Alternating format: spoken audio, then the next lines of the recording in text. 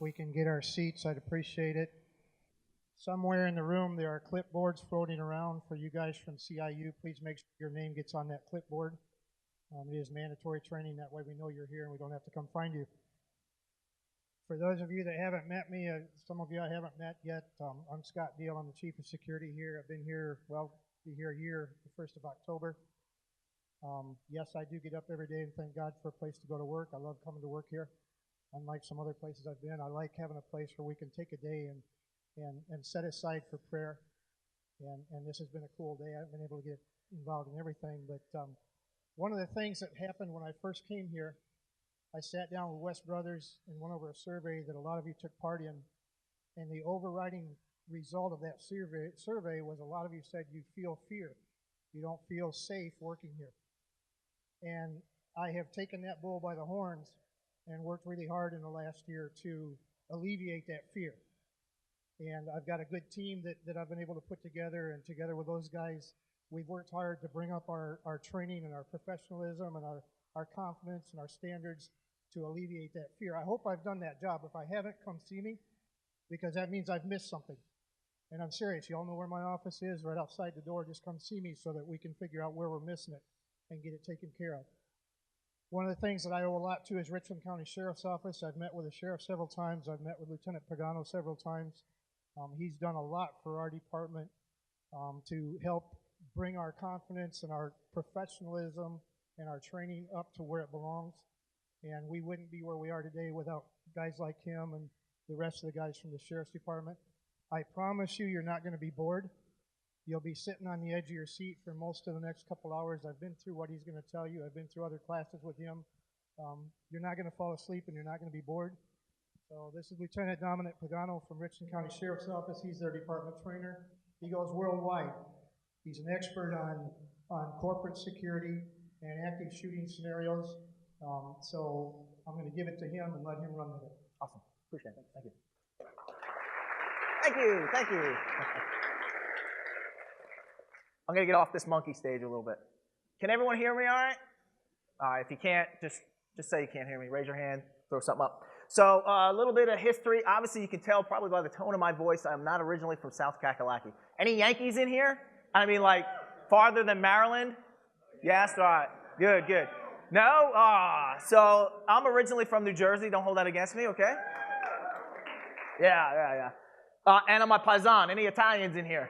All right, so we have a few. All right, you can't tell I'm a little bit of a jokester. I think training should be educational, but I think it should be laid back in a good atmosphere type environment. So I like to joke around a little bit. So I say you guys a lot, but that's part of my heritage, so that's a lot of love for the ladies. All right, okay, so it's part of the Italian in me.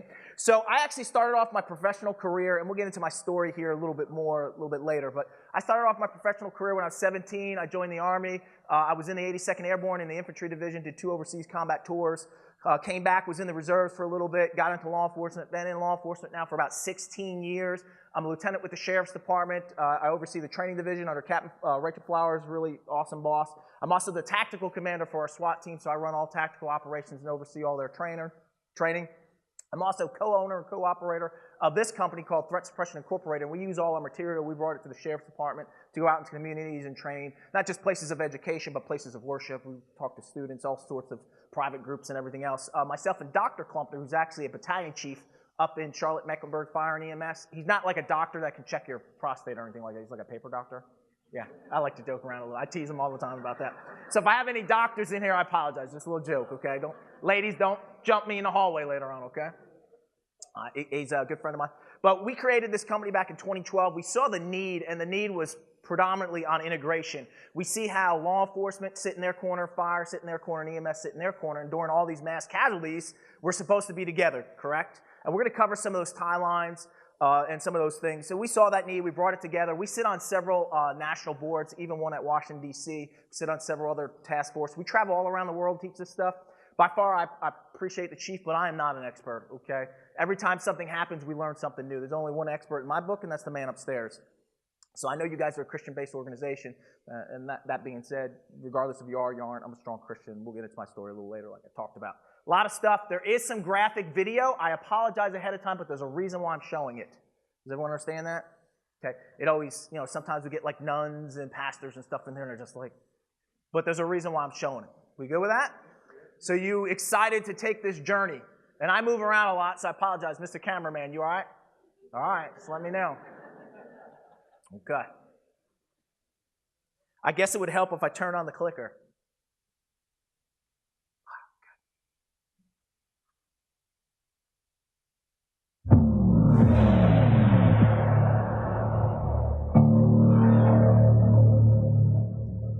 My name is not important. What is important is what I'm going to do. I just fucking hate this world and these human worms feasting on its carcass. My whole life is just cold, bitter hatred. And I always wanted to die violently. This is the time of vengeance, and no life is worth saving.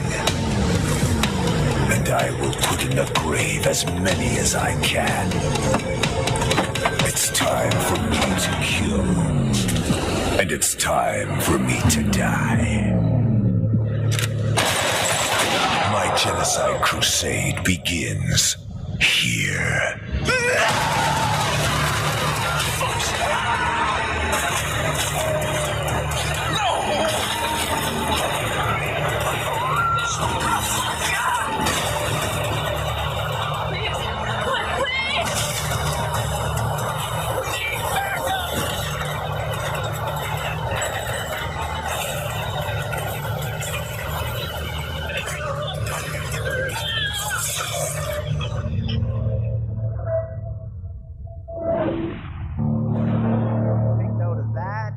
The death is coming in 2015.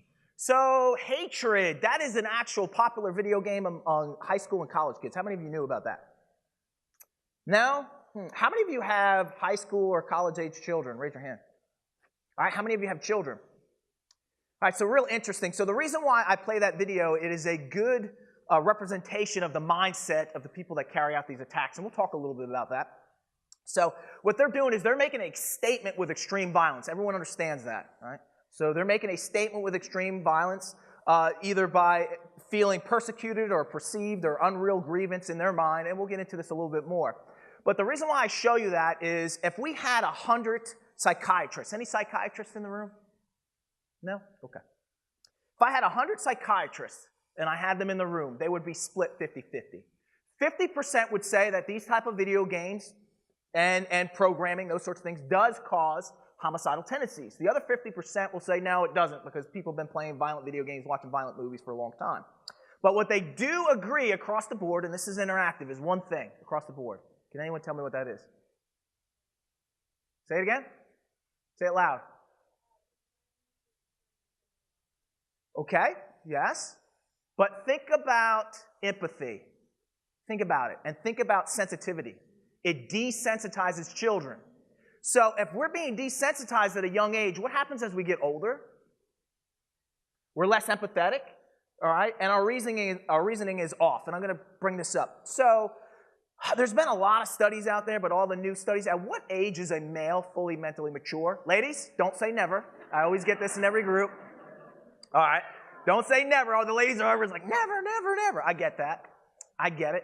But at what age is the part of the brain, the frontal cortex, left cerebral wall, all those other things, all those big words, all the things that are way above me, all right, in the anatomy of physiology, at what age is a male fully mentally mature? When that part of the brain is done, pretty much developing. Who said 25? All right, most of you. 25 is correct. So what do you think is happening when young adults, especially males, are being exposed to this stuff at a young age?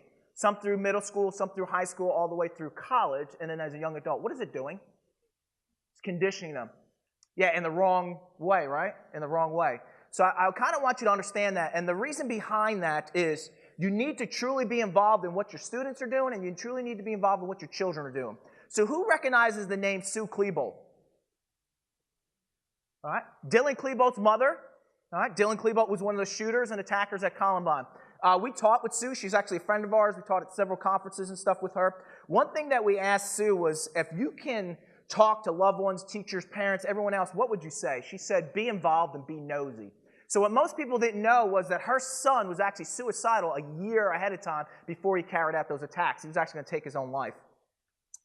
She said if I would have got in his room and got in his diary and kind of seen what he was doing, I would have known ahead of time. But she said, I thought that was just a huge invasion of privacy. I didn't want to do that. I thought that was the ultimate betrayal. And she said, you know what? Now I realize that it would not have been. He lives underneath my roof. I knew there were some warning signs, but he really didn't show it. So one thing you got to know about Dylan was he was suicidal. He was he wasn't really a handsome kid. He kind of like pigeon nose, bulbous chest, was kind of like on the AV team and stuff back then, where the guys did all the videos and stuff. Back then, that really wasn't a cool thing to be on at a school where the primary focus was what? Sports. So if you weren't on a sports team, you were a zero. And that's a big problem in a lot of schools, and we're going to talk about that later on if we get to it. So he was picked on constantly. None of this ever came out in court. It was actually on videotape because he was on the AV team of how bad it was. It was so bad that the jocks would throw him down. They would throw food on him. One time actually recorded where one of them actually whipped out their penis and peed on him in the middle of school. Is that a problem? It is a huge problem. And then, of course, it wasn't until he met Eric Harris, and here's this kid who took a shining to him and said, you know what, this kid's an outcast. I'm going to bring him kind of underneath me. I'm going to befriend him, and I'm going to turn this internal rage and anger, I'm going to make it external. And they band together, and that's what happened. So talking to Sue, she always says the biggest thing is if she would have got in there and actually read his diary, she would have known that he was suicidal. Not that he was homicidal, because that didn't come out until a year later. But she would have saw everything that was truly going on. He never wanted his parents to suffer, so he never truly told them what was going on at school. He hid it well. She was actually very involved. They came from actually a very good family. Both the father and the mother were very involved. But he didn't want his parents to suffer. So you need to be involved. You need to understand these things do affect the mindset of children. Okay? I mean, you guys understand that, right? Okay, moving on here. Oh, we already showed that video. So always follow your local policies and procedures. No matter what I say, you guys have your own set policies and procedures. Please follow them. I'm sure you will as you move on. I know the campus and Ben Lip and everything, so they've been looking at all their policies, procedures, they're making changes based on some things that we recommend. Just kind of remember that. So demand proof, question the issues, and think outside the box. So everything I'm going to talk about pretty much is heavily referenced. If it's not, it's because we created it from real-world experiences. Question the issues. That's among yourselves. If you have issues with your safety and security here, policies and procedures, you need to answer those questions among yourselves. You all need to have vested interests. Got it? Yes. Because if you don't, something bad will happen, I promise you. So we want to understand that. We'll talk about that a little bit more. Think outside the box. That's more of a southern thing. We talk about that down here, think outside the box. But what we're trying to get you to do is be crafty. Kind of think like the bad guy a little bit. I'm not telling you to dwell on it. But when you think about ways of protecting yourselves and your security, kind of think about that a little bit. What would a bad guy truly do? So why did 9/11 happen? Why did bad guys fly planes into World Trade Centers? Why did it happen? What did the 9/11 Commission say? Why did it happen? How did the U.S. let it happen? Lack of imagination. Never thought that a bunch of bad people would jump in planes and actually slam them into buildings. I'm sure you guys can all think about a million different ways that you can do harm to someone else. And unfortunately, we have to think that way from the security side. We'll get into this a little bit more. We'll be locked up.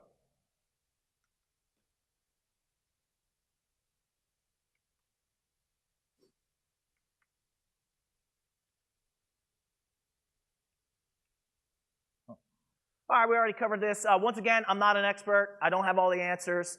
Typically, we bring up more questions, but among yourselves, you guys have the answers, okay? I promise you. If we bring up a problem in here, I bet before we leave, we would have a solution to that problem, one that everyone can agree on. One of my favorite quotes, thou shalt not be a victim. Thou shalt not be a perpetrator. Above all, thou shalt not be a bystander. Who has ever been to the National Holocaust Museum in Washington, D.C.? Who's been to Washington, D.C.? If you get a chance to go there, phenomenal stories, survivor stories. Don't dwell on the misery, but the survival. And the most important line, above all, thou shalt not be a bystander. What does that mean to you all? Get involved. See something, say something, but do something about it. Do you all know that there are several court cases out there that are holding not just administrators, but doctors and nurses and also teachers liable in some of these cases? Did you guys know that? So do you have an obligation to your students to keep them safe? You do. You absolutely do. And we'll get into that a little bit more. We're going to cover all this stuff. So active shooter history. Why is it important that we know about active shooter history?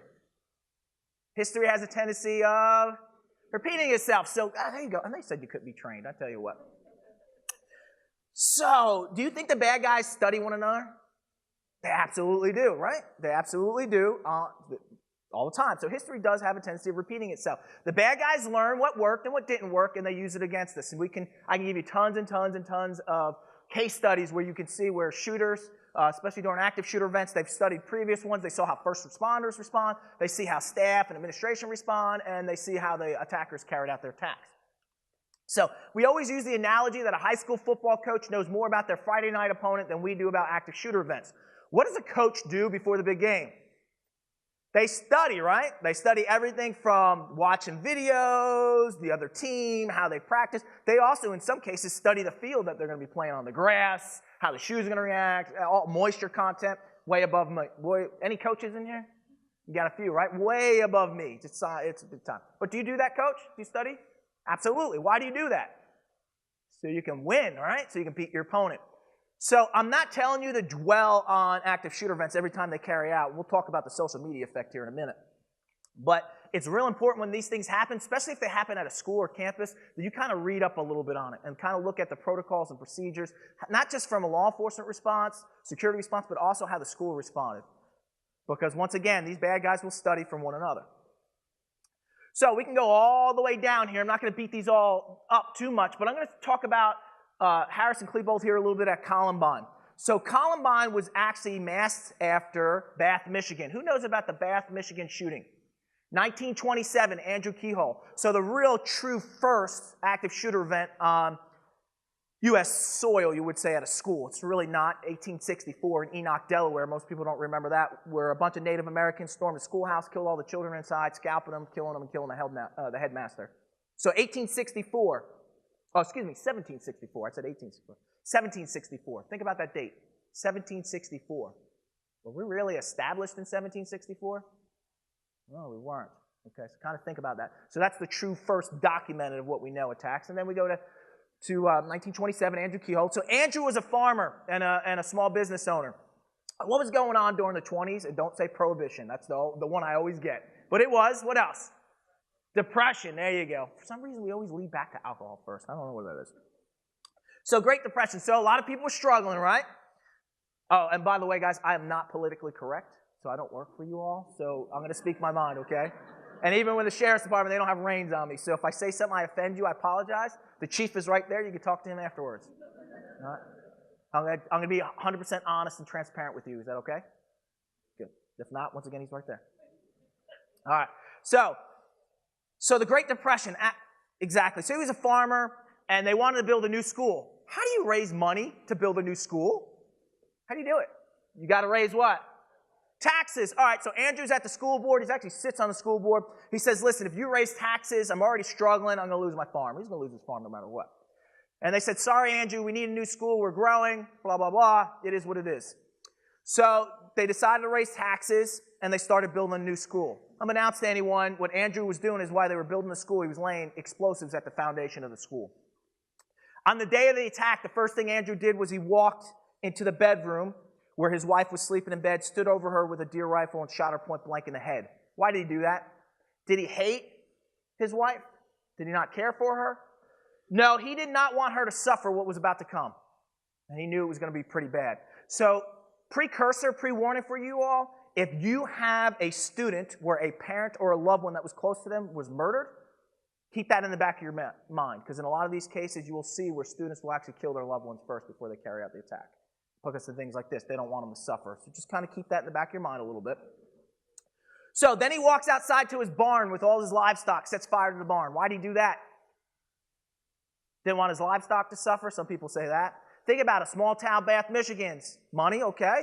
Fire, EMS, all pretty much rolled in one. Law enforcement, small town, tight-knit community. Where's everyone going to show up at? The house. Where are they not going to be at?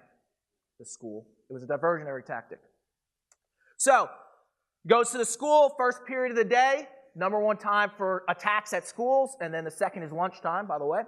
So all the students going into the school, all the students I should say, he detonates the explosives, collapsing most of the building. The students that survived came running out, started picking them off one by one with a deer rifle, finally detonating explosives in his truck, killing himself and other students. What's the premises behind that story? Because Columbine was supposed to be a bombing event, not a shooting event. They studied Bath, Michigan in detail. The only reason why Columbine turned into a shooting event is because the explosives on the propane tanks in the cafeteria, and by the way, at any given time at Columbine, there was 1,000 students in their cafeteria, failed to detonate and did not bring down the ceiling. So that's why they started a shooting attack. Where did they learn all this? From Bath, Michigan. It was in their diaries. So we can get into Virginia Tech, where they studied the Amish schoolhouse, and basically at the Amish schoolhouse, what he learned was if you fortify the doors, if you chain the doors, bolt the doors, barricade the doors, first responders cannot get into the building. It slows them down. Really? It's true. And then we can go on and on and on through all of these, okay? So when we talk about Newtown, you're going to talk about, well, what's the relationship to the Norway shooter? The Norway shooter actually dressed up as a cop, went onto an island with a bunch of students, with over 70 students, shot and killed over 70 students and some teachers. So, but the premises behind that was, at the school, he was welcomed into school all the time because what was he? He was a son of a teacher. So he was there quite frequently, and they didn't think anything of it when he walked in with a trench coat and everything else and walked right into school. They didn't think anything of it. So we'll get into this a little bit more.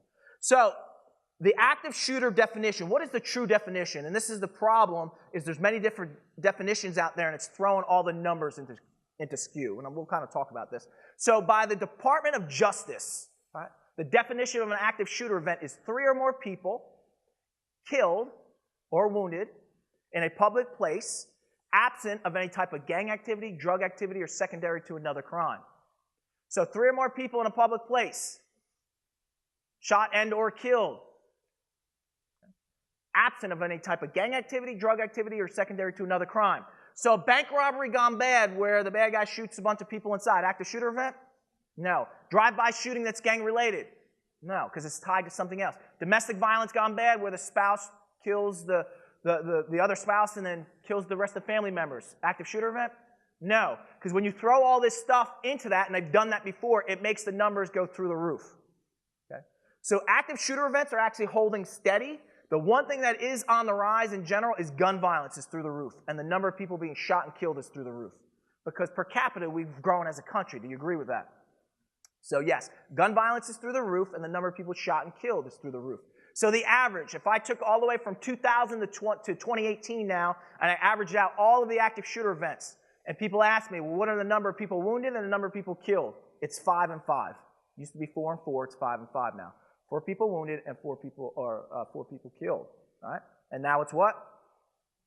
5 people wounded and 5 people killed. That is the average. Now we've had some really big shootings, especially when you get into like Las Vegas, Pulse nightclub, and some of the other ones, right? But if you took them all and averaged them out, that's the average. We understand that. Okay. So where do schools rank? This is a little bit of an older chart. I didn't really change the data because the data ranges between a percentage or 2. So places of education are not the #1 source of active shooter events. They are not. So get that out of your vocabulary. They are not. Places of business, where anywhere goods and services are sold, produced, manufactured, or bartered for. So where does that place places of education? #2, right? About 26%. Commerce is about 46%. So you're much more likely to encounter an active shooter event out there in the, I don't want to say the real world, but out there in the world, out there at the mall or sporting event, shopping somewhere with your loved ones, than you would at school. We'll talk about that a little bit more. Why is there so much emphasis, though, on schools? Because it's so what? Emotional. So emotional. So complex. When you start talking about children losing their lives, correct? Absolutely. Shootings happen in the workplace every year, all the time. So there is 500 workplace homicides every year in the United States, according to the Department of Labor. 400 workplace suicides every year, according to the Department of Labor. Okay? So why now are we starting to see an influx? Why? What has changed in the last 10 years? Social media. Who said that? There you go. All right, give her an apple, please. Social media. So how has social media changed Active shooter events. Make a bigger statement. You're exactly right. So if she gets an apple, you get a pear, okay? All right. So, social media. Now if I want to get my story out, all I have to do is kill a bunch of people and my story is going to go out because we know the major news networks are going to pick it up. So now that's why you're starting to see a lot more shootings, and it's going to get worse and worse. It's called the social media effect. So it's going to continue to grow because if I have a story and I really want to get it across, just kill a bunch of people, especially if they're children, and my story will definitely get out. Do you guys agree with that? Absolutely. The higher the number of people killed or wounded, the greater the story is going to be. And everyone knows that, and even our youth know that. So there was a 6-month study of the social media effect. And basically what that was 6 months on social media and 6 months totally off of the positive and negatives. There's a lot of negative out there. So they did everything from before they went off, taking blood tests, cholesterol levels, stress hormones, all this other stuff, well-being, all these questionnaires and everything else. So guess what happened with the people that stayed totally 6 months totally off of social media? What happened? Healthier, happier, mentally and physically. Why? Not as much stress, right? Not as much stress. Not about the way I look, the way I act, the clothes I have to wear, all those other things. Regardless of what you think, that all impacts our younger population, our younger generation as well. Because a lot of young girls feel like they have to dress a certain way and they have to be a skinny mini. Do you agree with that? There's a lot of pressure. So we have a dear friend of ours from our family, and the girl she's a beautiful girl. She's tall, very thin. She's in college now. I'm not going to say her name or what college was, but absolutely beautiful. And she was a professional dancer. Do you know the new school that she went to, they told her she was too tall to be on the dance team? How can you be too tall to be on the dance team? Absolutely beautiful girl. But what does that do? What does that do? What if everything that I throw in your face, ladies, is nothing but like a 5'8", skinny mini, perfect little princess? That's all you see. What does that do to us? What about for the guys if the only thing I throw in is a 6-foot hunk? Right? What does that do to us? Does it affect us? Where everything you see, everything you read, all it says is you have to dress like them, you have to be like them, you have to act like them. Does it affect us? Absolutely. Okay, so kind of remember that. So what are the costs of workplace violence for you all? What are the costs? If you were to have a shooting on campus, even with one person, or even no one actually shot but just a shooting, what are the costs to us? Is there psychological damage? Yes. Is there property damage? Probably. All right, so we can get into it. Temporarily or perhaps permanently losing good employees. That's going to happen regardless, because what are we going to have a lot of? PTS, and we call it PTSI now, post-traumatic stress injury, not disorder. Okay. Psychological damage to everyone involved? Absolutely. All right. Physical property damage? Yes. So if you look at most of these schools that have mass shootings, they spent millions of dollars totally remodeling the school. Why? The memories. Yeah, they don't want the kids coming back to the same layout. Millions of dollars remodeling the school. So people forget about that. Paying more for workman's compensation and lawsuits through the roof? Absolutely. Paying more for security? Yeah, you got a good security team, but just imagine if you had something like that. There's going to be a forced increase of security. So we always ask, what's your brand worth? What's your school name worth to you all? Better than that, what's your student's name worth to you? So think about this. Everyone thinks about, the personal relationship. They never think about the bigger picture here, about how it affects everyone. Not just the student, not just yourself, but it's going to affect everyone. Okay? Do you think your enrollment would go down? Yeah. So if we look at like Virginia Tech and some of the other ones, enrollment went way down. Way down. Don't worry about that. So the Department of Labor notes that 27% of all violence events in the workplace are tied to domestic violence. Lock that in your memory. It is a huge precursor for adolescent violence and also young adults when we move into college level. So 2 years ago at USC, what was that? Was that an active shooter event? That was a murder-suicide. It was an inappropriate relationship between a professor, male professor, and a female student. The female student did not like that he would not leave his wife, so she came into school, shot and killed him, and then killed herself. Could that have turned into an active shooter event? Yes, it ties back to domestic violence. One of the most heated and passionate things is relationships between male and females. Do you agree? Yes, it is. It causes a lot of issues for us, even in high school level. even in middle school, it amazes me, you got your kids 6th and 7th grade, having relations and all this other thing and how passionate it can be. But that is one of the biggest premeditators I can kind of motivators, I should say, that I can talk about here is domestic violence. So do you have students that have relationships on campus where they're dating? That's the type of relationship, where they're dating. It does happen, right? It is what it is. So ladies, think about how many ladies in here have had their hearts broken at one point in their life? Be honest. All right? Did you feel like your world was over with? Absolutely. Guys, how many of you have had your heart broken? Be honest. We all have, right? Did you feel like your world was over with? Yeah, absolutely. Do you think it can get to the extreme in a lot of cases? Yes, it can. So be aware about this. Be aware of domestic violence. Very important, if there's actually physical signs of abuse or verbal threats of someone hurting another one, you have to report that right away to law enforcement. Does everyone understand that? That's something that you can't handle internally. It needs to be reported. So, continued on here. Most victims are shot within the first 3 minutes of the attack. Why do you think the first 3 minutes of the attack? It's where it's very emotional, very dynamic. I already told you, first period of the day and then lunchtime, the two biggest times for most school shootings and campus shootings. Why? Most people showing up, got a herd, and then also at lunch, got a herd, a lot of people. Average urban police response time is 5 to 7 minutes. So it's going to be less than that here because you do have armed campus security, which is awesome, and they've been going through training, so I appreciate that. You might want to give the chief a round of applause for having us come out here and train you.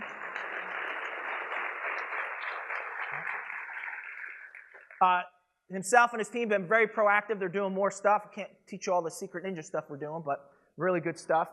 You will start to see an increase more of Richland County Sheriff's Departments on campus because we're going to be eating here and being a little bit more of a presence. So you can probably see us every once in a while ride through. It's not that anyone did anything wrong, per se.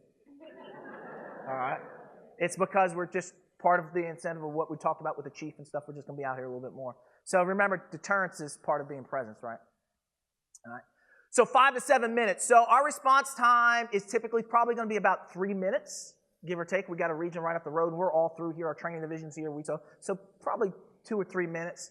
But that also means we got to find what building it's exactly at, and we need to get to that building and everything else. So you're going to be on your own for a little bit. And I'm going to be truthful. You're going to be on your own for a little bit. Does everyone understand that? We're coming. Campus security is coming. But even for them, if they're on the other end of campus, it's going to take them a little bit to get there. You're going to be on your own for a little bit. Said that 3 times for a reason. Don't worry about SWAT team because by the time they get here, the event's going to be over with. Okay, so you always think about the LA SWAT and Dallas SWAT and all that. Yeah, we got a Gucci team and all that other stuff. Most of our guys are integrated on the road. Almost all of our road officers, we have a patrol rifle program. They have plates and all this stuff. They train an active shooter. They just went through it again every year. So you're gonna have a big presence here. You're gonna have a big footprint because Richland County we have a lot of officers, so it's gonna be surrounded very quickly. So we kind of talk about this a little bit. At Virginia Tech, 7.9 murder attempts occurred during each of the 17 minutes of the attack. In 15 seconds, the average shooter can kill between 17 and 34 people in a congested area with a standard handgun. The primary weapon is typically a 9mm handgun. Why 9mm versus 40, 45? More rounds, the round capacity, yes. You're exactly right. You're talking 18 rounds per magazine, given some more. So it is what it is. And the other thing is someone said it over here, easy to conceal, right? So riddle me this, Batman. We're in South Kakalaki, right? 100 degrees out like it always is. Armpit of the South, I call it that, because there's just no air that moves through here, right? And you have someone walking on campus with a trench coat. What is that called? A clue. A clue. That's called a clue, guys. Yeah. See, I know we got some goths and stuff, but guys, that is definitely stuff you want to get to security so they can check it out. All right? I know people like to be in that's called a clue. People like to be in their own style and stuff, but we got a little bit more with that, okay? There's a little bit more with that. People you don't recognize as students on the campus, what should you do? Yeah, you need to report it, guys. Just don't say, I'm on my way home, it's late at night. All right? Report it. Report it. Please do that. You all are your biggest liability. Do you know that? Why is that? Complacency. You said that, didn't you? Complacency. There you go. Complacency. I understand you're busy, you want to go home, long day, but you have to have a vested interest in these students. You got to have a vested interest in your campus. So, where do you spend most of your time? At home, where you sleep at night? Some of you probably sleep here. Or at work? At work. So we established that we spend most of our time at work. So is work considered a second home? All right, so if it's a second home, then what are all these students? What are your other faculty members? Family. So are you vested in your family at home? If you are, then how come you're not vested in your other family and your other home just as much? You guys answer that question. There will be warning signs. A lot of these students that carry out these attacks, when it is students, there's something called leakage. It's called threat leakage. And they will leak warning signs that there's something wrong. Typically, people will say that they saw the warning signs, but they didn't do anything about it. Because you know what? It's not my student, it's not my kids, it's not my wife, not my girlfriend, not my boyfriend. I don't have time for that. That is what's going to get you in trouble. If you see something that bothers you, then you need to pass it up. Does everyone understand that? And we'll take a break when we hit the hour mark, I promise. All right. So the shooter knows that he's on the clock, and he knows that he's got a lot of killing to do before we get here. Typically, when the shooter's confronted with an armed threat, they will do two things. One of two things, I should say. They will typically go into a quarter 58% of the time and take their own life, or they will try to flee the area. Well, people say, well, if they flee, oh, they're going to go out and shoot a bunch of other areas. No, they typically go somewhere else and then take their own life somewhere else. Why don't, in most situations, they just give up? Because they're going out on their own terms, right? They're not here. They don't want to spend life imprisonment. They don't want to be on death row. They don't want to have a spectacle. So everyone brings up the Parkland shooter down in Florida. So, you know, he intended to commit suicide, but he chickened out in the end. He admitted to that. He intended to do it, but he chickened out in the end. But in over 58% of the cases, the bad guy will actually kill themselves because they don't want a long, lengthy trial. That's not what it's about. They're going out on their own terms, and they're going to try to take as many people as they can. So that first video that I showed you of hatred, that's a true statement. They get in a transient-like state, and they will do everything they can to take someone's life. So you'll see in a lot of situations where people have got down on their hands and knees and begged for forgiveness, begged for mercy, and what does the shooter do? Shoot him point blank. They didn't give him mercy. Shoot him point blank. And this has happened over and over and over again.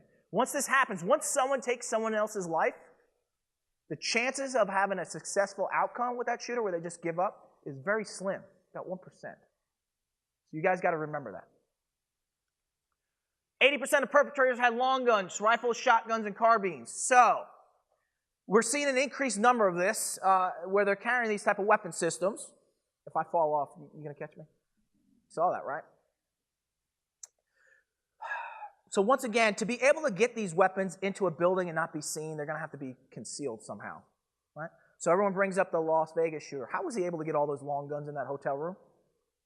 Suitcases, like 13 of them. Is that called a clue? How many damn clothes, excuse me, how many clothes do you need? All right? How much clothes do you need? Well, some ladies, well, that's how I normally travel, right? Yeah, I get it. I get it. So you need to be looking for these things. You need to be looking for these warning signs.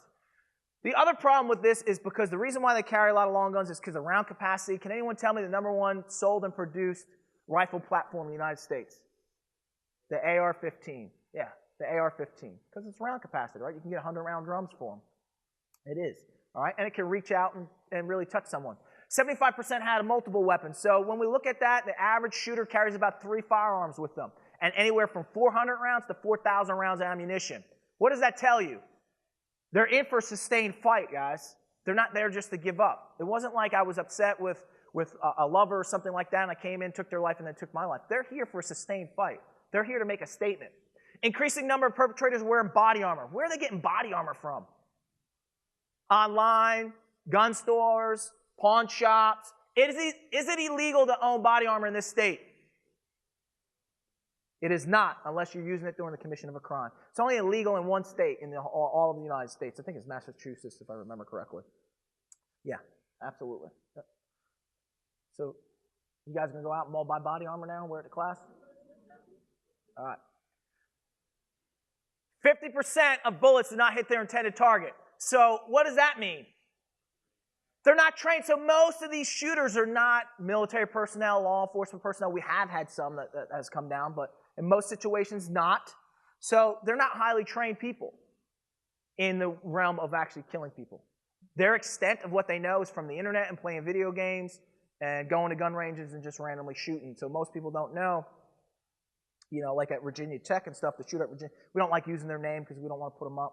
But if I say one of their names every once in a while, I apologize. But shooter at Virginia Tech, well, how did he practice? Well, he went to a gun range and he set up targets on a gun range. He had a gun in each hand. He was randomly just going down the aisle shooting targets. And the guy that was running the gun range said, oh, I didn't think anything of it. I thought he was just a trick shooter.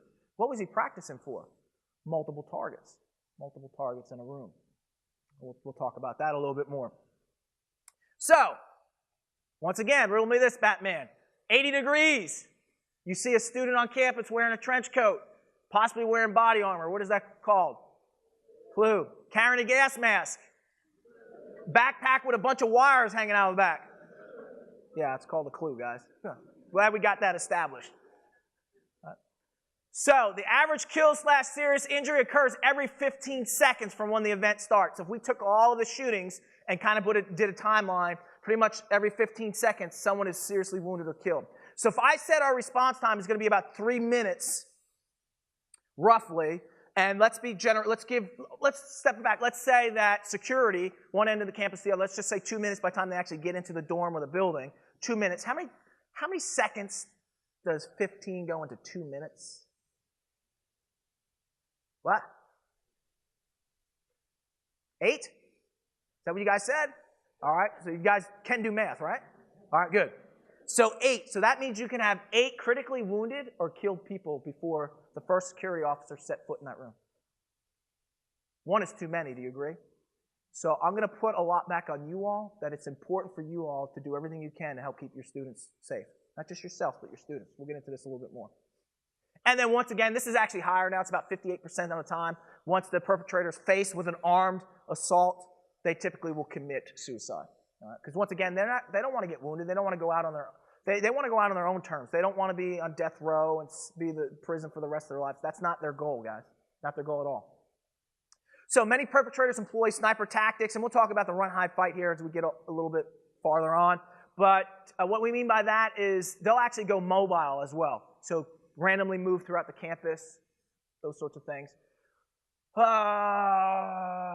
Typically, they are better armed than most arriving law enforcement entities. Not here in Richland County. I'm not saying that because I work for Richland County, but I'm going to be honest with you, and I'm not going to share any trade secrets, but almost all of our officers that are on the road, actually in the regions, they have body armor, they have rifles, shotguns, pistols. So we're going to be rolling pretty hot. We're going to be rolling pretty heavy.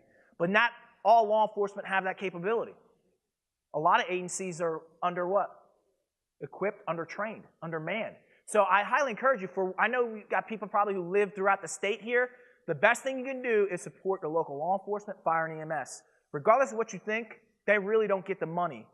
Not just in salaries, but I mean in equipment that they need and the training they need. Does everyone understand that? So if you can support them, please do. Please do. I'll have a tip jar up here later. Chief, you didn't hear that. All right? Typically, the event was well planned. Why was it well planned? Yeah, because they thought about this. This wasn't just random, impulsive, she spit in my Cheerios, so I'm going to shoot her. It's not like that, okay? This is ongoing for a long period of time. Right? Perpetrator has some degree of familiarity with the location. How do they know location? They probably went there. They probably either went to school there, they worked there, and you see, just because someone previously worked there or went to school there and then they leave, they're no longer a threat. They could still be a potential threat. Does everyone understand that? So just because you expel a student or get rid of an administrator or something like that for something wrong, whatever it's going to be, are they still a threat? Absolutely they are. Absolutely, 100%. Diversionary tactics are frequently used. What is the number one diversionary tactic? Fire alarm.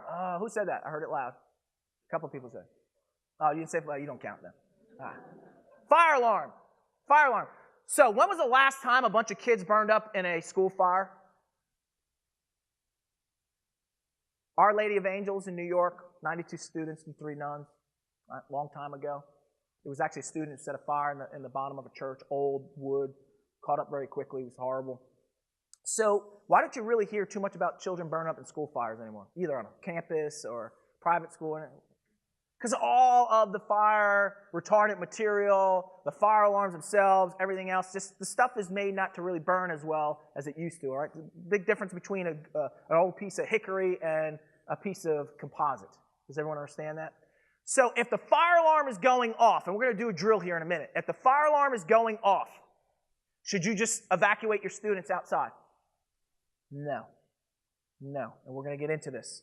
So the first thing we want you to do is we want you to open the classroom door, and we want you to look for stimuli. Be careful. So this should take about 15, 20 seconds, no longer. What are we looking for? Smoke. Smoke. Or any what? Hazards, right? What are we listening for? People saying that there's actually fire. So what's your name, ma'am? Greta? So Greta's running down the hallway. Ah! And she's saying, fire, fire. I'm going to ask her, did you actually see it, or is it because the fire alarm's going off? She says, no, because the fire alarm's going off. Well, that doesn't mean that you actually saw it. Does that make sense? All right. What are we smelling for? I got a big Italian nose, so it's easy for me. Smoke, right? Anything burning. So if you don't have any of those stimuli, is there a need to push out right away? And we're going to talk about this. So what most places are doing, a lot of large cities are doing this, is they're starting a fire team protocol. So what happens is the fire alarm's going off. I don't know how your monitoring's done here, but typically they'll have two people that will go, one person will go to the firebox in the main office, find out where the alarm's coming in, because the alarm will tell you what pull station or what head it is, and then you send two people to that pull station and head to see if there's actual fire. Typically, most of the time, 99.9% of the time, it's what? False activation. Students doing something they're not supposed to be doing, or someone pulled the fire alarm for a reason. So we don't want people just to dump out anymore. So the other thing I want you guys to listen for is when you open that door is repetitive thuds.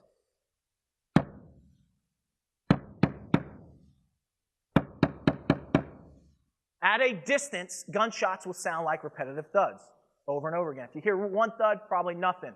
Multiple thuds, if it looks like a duck, quacks like a duck, it's probably a duck, right? So depending on where those thuds are coming from, if they're far away and you can get out safely, we'll talk about that. But you might not be able to. You might have to barricade down. Who's ever heard gunshots up close? All right, we're going to do a drill. Plug your ears. I'm just joking. I'm not going to do that, guys.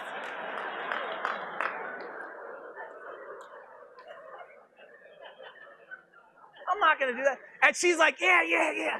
I'm like, oh my goodness. What type of training environment is this? Yeah. Okay, if you guys want to hear what you can come out to our rant. Oh, I got to drink something now.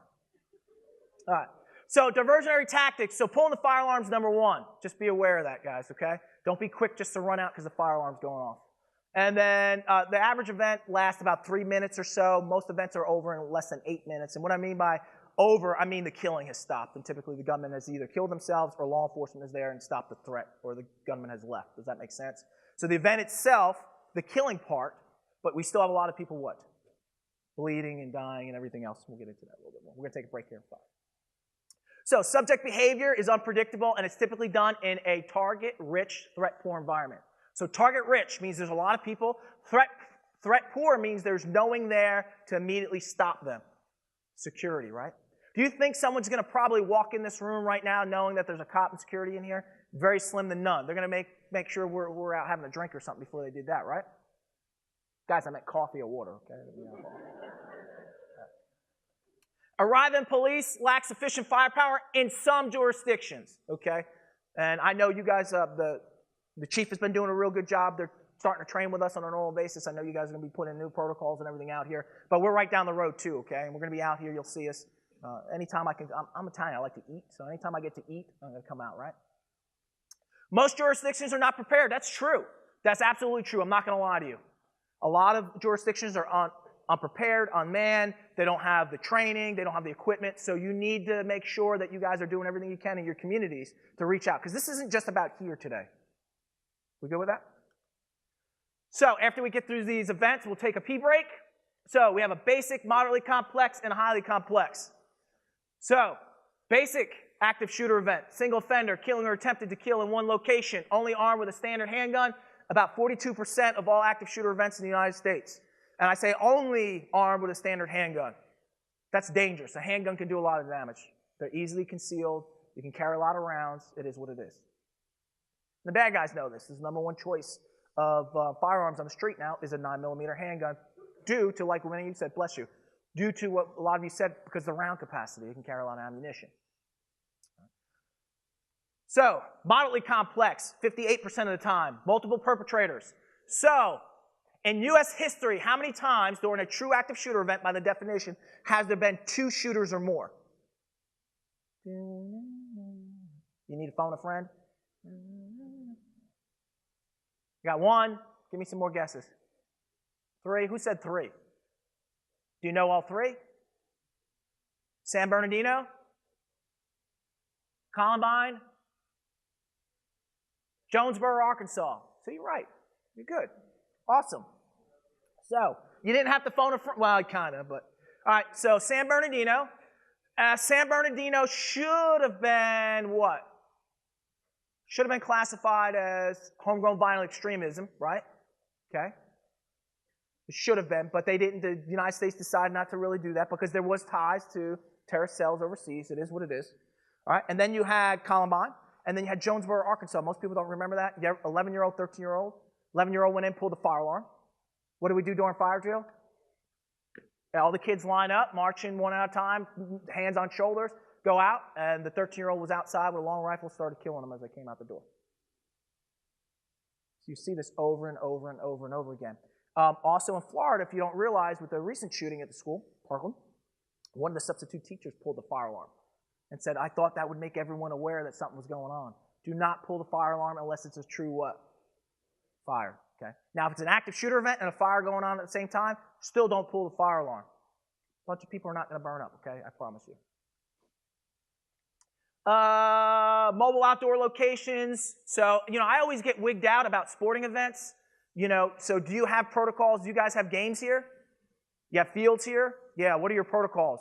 So kind of think about that. Think of a gunman standing up in the stands. You're going to have a lot more injuries related probably to people getting trampled and falls and everything else, so we forget about that. Explosives, yes, a lot of bad guys. How hard is it to make explosives? There's enough material inside this building, I'm sure, that we can make something together, okay? It's not hard. TATP, which is homemade, all sorts of things. The kids learn this on the internet. It's very easy to make.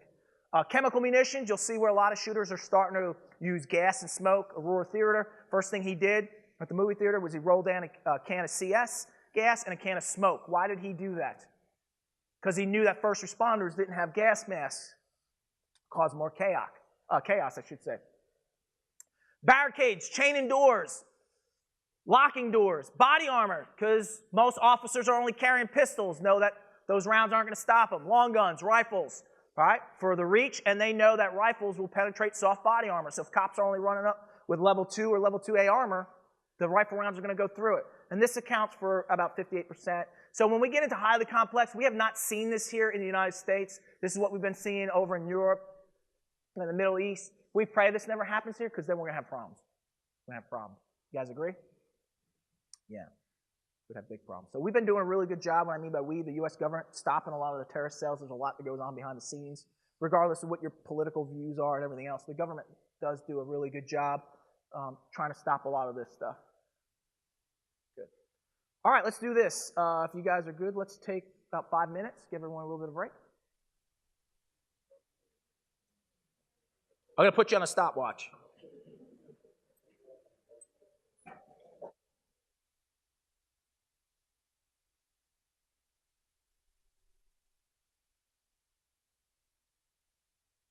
You guys all heard that, right? Steak and lobster. Trust me, you're probably going to need one after this. All right, so we're going to talk about mental illness a little bit here as well. So 75% had a history of threatening or attempted suicide. So I'm not saying that everyone that's suicidal is homicidal, but there is a huge tie to the two, okay? Because if they're willing to take their own life, then they probably are willing to take someone else's life. All right, it takes a lot of guts to be able to take your own life. Do you agree with that? It does. All right, these people are not scaredy cats and everything else. So, that being said, I want to share a story with you of a young man. So this young man lost his father at a very, very young age. I knew him well. His father died when he was 9. Father actually died in his arms. His mother was suffering from some health issues, and the infinite wisdom of a state up north decided to take him and his sister away from his mother and put him in a foster home. In the foster home, this kid was abused physically and sexually quite often. His sister was abused as well, but not so much on the sexual side, just more physically. This kid did not have much in terms of clothing and outward appearance and everything else. And unfortunately, where the actual home was at was kind of not too far from a higher end community. It was kind of bad end of town, you know, when you go over the railroad tracks, but a lot of the bad end kids go to some of the nicer schools. So going to that nicer school, this young man did not have the clothes like the other kids had. And so you're talking, this is a long time ago, so you're talking about, you know, 80s. So they didn't have, you know, the nice sneakers, the big Puma sneakers with the fat laces, the Kangol hats, the starter jackets, and that was pretty popular back then. So this individual was picked on greatly. So when you're bullying someone, you only really give them two options, especially if it's a male. One is to what? Cow down or to buck up. What will most males do? End up doing something about it. So this young man, what he ended up doing was he started resorting to violence. He got involved with gangs, robbed, stole, and anytime anyone would say anything to him, he pretty much just got into a fight. Bad to where he was getting expelled from school, kicked out of school, having a lot of issues. And at one time, things got so bad for this young man that he was actually very suicidal. He was very suicidal.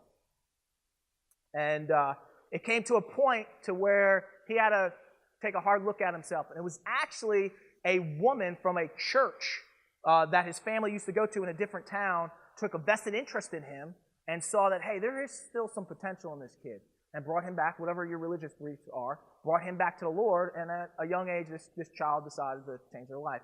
So it was probably about 17 when this child decided to change their life. But you got to remember, from 9 to pretty much 17, this kid was running the streets, involved with gangs, stole, robbed, bad stuff, bad stuff. But that child ended up turning their life around, and that child is standing here right in front of you. That was me. So, thank you.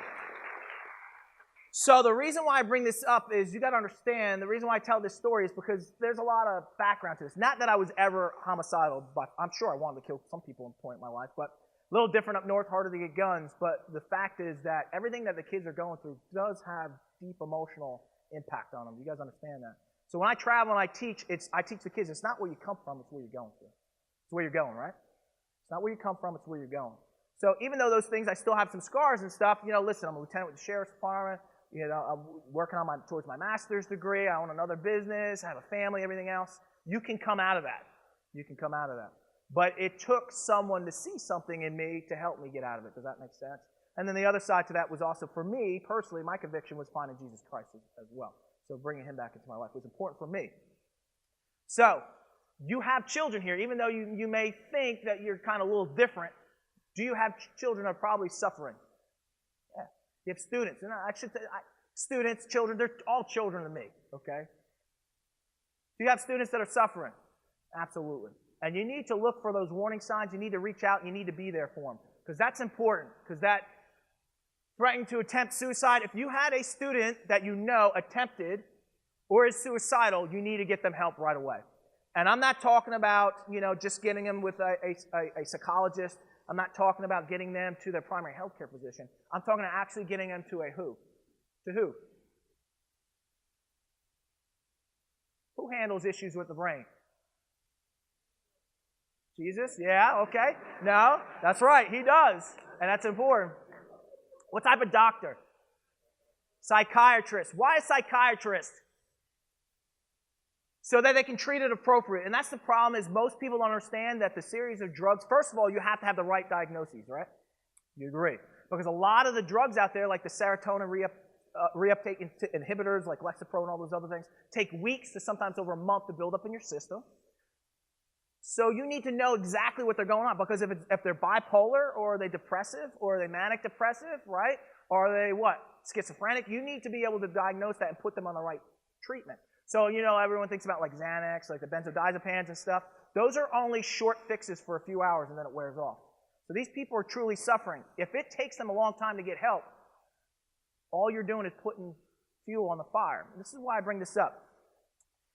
If you did a test, which I did, and I'll ask you, how long does it take to get an appointment with a psychiatrist around this area? So I got a month, I got 2 months. The average. 6 months. I called 10. The average was 6 months. So when I talk about this, it's important for schools to have on retainer or an MOU with some type of psychiatrist to be able to get them in there quickly. Because if you're suffering, is 6 months a long time? Is a week a long time? Absolutely. It's way too long. So be aware of that. Be aware of that, please. 66 were bullied, threatened, attacked, or injured prior to the incident. So bullying is an issue. I already talked about Dylan Klebold, talked about that, how he was grossly bullied. Bullying is an issue. Now, it's not just students that bully one another. Do coworkers bully one another? Absolutely. Happens all the time. Happens all the time. All the time. So, what do we do when that happens? What? If you see a student that's being bullied, what do? You got to tell me. What do? I'm not hearing too many answers. Intervene. So how do we intervene? Who would you report it to? All right, so I think we have a little bit of work here. Okay. Who would you report it to anyone? Student life? Is that typically who you report things to? Student life? Okay. If a student, you see that a student is possibly suicidal, who would you report that to? Student life? Okay. So do you see that we have a little, we're going to work on some of these issues, but we have a little bit of concerns here, what we report who to what, right? Make sense? So these things definitely need to get passed on because these are warning signs. The other thing you need to do is take that student underneath your wing like you talked about and talk to them, definitely. Not just the one that's doing the bullying, but the one that's suffering, and let them know that you're here for them, that you're a support system for them within your policy. I know you guys got protocols about things, but let them know that they're not alone, okay? Please do that early as possible in their lives. Right. So we also talk about some had a long history of being severely bullied, but no one did anything about it. And if you actually look at a lot of these shootings where they actually happen, if you look at the educational institutions where they happen, what was the primary emphasis? Sports. Secondary on everything else. Just start looking at this a little bit because I did some studies about this. So in a lot of these incidents, it was like not just popular people, but like jocks and stuff that were severely bullying these kids. Who did they target? Yeah. The weaker kids. Yep, not just the jocks. Why did they do that? Easy target, but inflicting power. They wanted to have the power. In that moment, they had the power, so they were inflicting that power. So kind of look at that. So we talk about this, schools where they put a lot of emphasis on sports. Not that there's nothing wrong with that, but you also need to be putting a lot of emphasis on all the other programs that you have. And in a lot of high schools, what we do, what I teach when we travel around, myself and Mike, is we talk about anti-bullying type of programs. So we make it uncool to bully, and we make it cool to be like a big brother and big sister. So you'll see a lot of schools where they do incentive programs for the popular kids, not just the ones that are really good at sports and stuff, but the prom queens and everything else, where they're socializing with the unpopular kids and doing different types of programs. So I know there's been several schools where, and we've actually showed up where some of the seniors actually took kids with Down syndrome and everything else to the prom and everything. That's what we need to see. We need to encourage that type of environment where it doesn't make a difference what you look like or where you come from. Everyone's the same, right? That's real important. It's real important. So 50% had a history of depressions and feeling of desperation. Not saying that, once again, that someone that's going through depression is homicidal. But there are some ties there. Does that make sense? If you actually analyze most people in the United States at one point in their life, they were depressed. And the ironic thing is some of the new studies that have come out is 1 out of every 5 teenagers, by the time they hit age 14, 1 out of every 5 would have had some sort of serious mental episode in their life. You guys know that? Most of the time you probably wouldn't even know about it. Rarely did an attacker just snap. There were numerous warning signs. So numerous warning signs. So we talk about that threat leakage. Whether they're writing, posting things, talking to other people, the way they dress, their outward appearance, the way they act, all those sorts of things. That is all called leakage. The biggest form of leakage that we see right now is what? Social media. So we use this all the time. I'm going to be honest with you. We catch a lot of bad guys through social media. It is what it is. So we always, when we're out and we're teaching, we ask the IT departments and stuff if they have a social media protocol to where they're actually randomly going through Facebook accounts and those sorts of things. Because your students will leak the information. In most of the cases, students knew about the issues with the other student, but once again, they didn't do anything about it. Because, hey, it's not my friend, or I don't want to get involved, or I don't want to be a snitch, because snitches get what?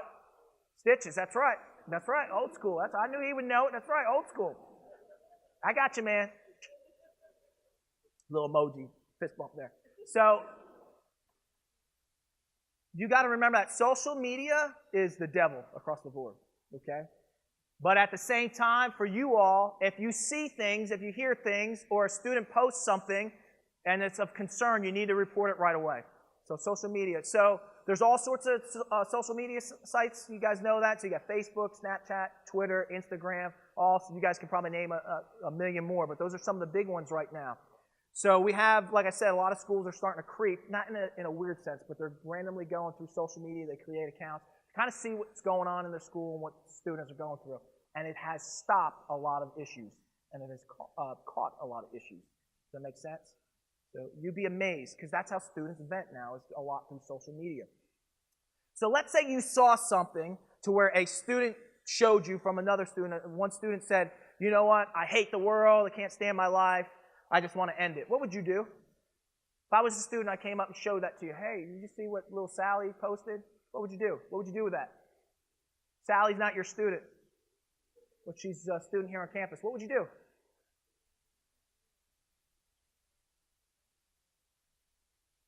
Well, let's say you talked to a student, she said, listen, I was just having a bad day, I'm sorry, thank you for reaching out to me.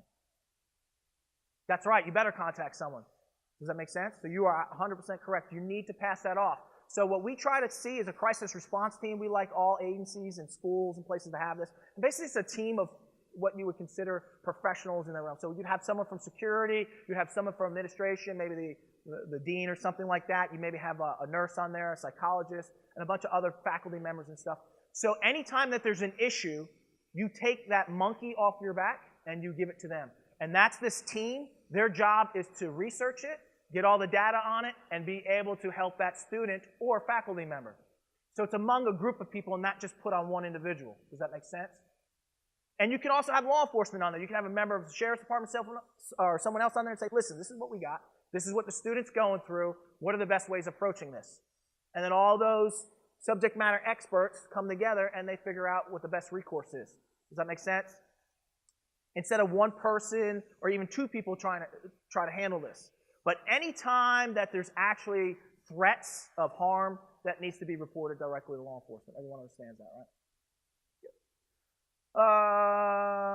And once again, like I said, family members, peers, coworkers they saw the warning signs but didn't do anything about it. And for you all, social media is going to be one of the big ones right now. More about that. So many display pre-observable attack behaviors. So what does that mean? Give me some examples. Get into a fight, okay? What else?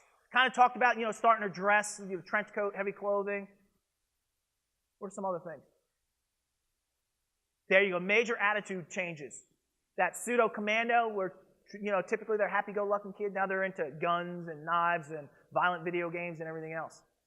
I'm not saying kids that play Fortnite and all of those stuff are going to turn into homicidal kids. I'm not saying that. My son plays Fortnite, okay? It's, a lot of us when we were kids, we played cops and robbers, cowboys, and all those other things. I'm not saying that. But there's definitely a huge difference between like a game like Fortnite and a game like Hatred. Do you agree?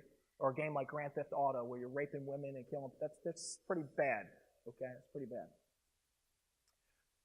The pathway of violence begins with an unresolved, real, or perceived grievance. So in their mind, they've been persecuted. Does that make sense to you? Whether it be by another student, fellow students, a faculty member, they have a true issue. All right? Sometimes it can be more of an obsessive thing with OCD where they just focus only on that thing over and over again. And those are the people that we definitely need to get help for. So we need to have those plans in place. You also need to have plans in place for the family members, the loved ones, so resources for them. So if a parent comes to the school or talks to someone and says, hey, this is what my child's going through, what can you do for me? It's not just, well, you have to take them down to the doctor and get them help. No, we got to have more than that.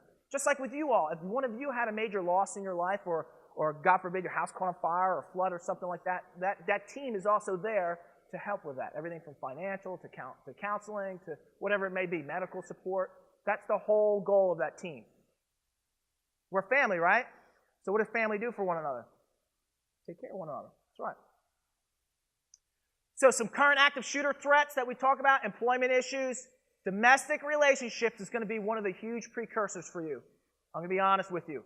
Among students and faculty. Among students and faculty. Happens all the time. Religious extremists. Now, we could talk about this a little bit because of the the status of your campus here in your school. What type of background do you guys hold? Missionary. So, we kind of talked about this a little bit before, right? Do you guys send Christian people graduate here and do things all around the world? Can that upset some people?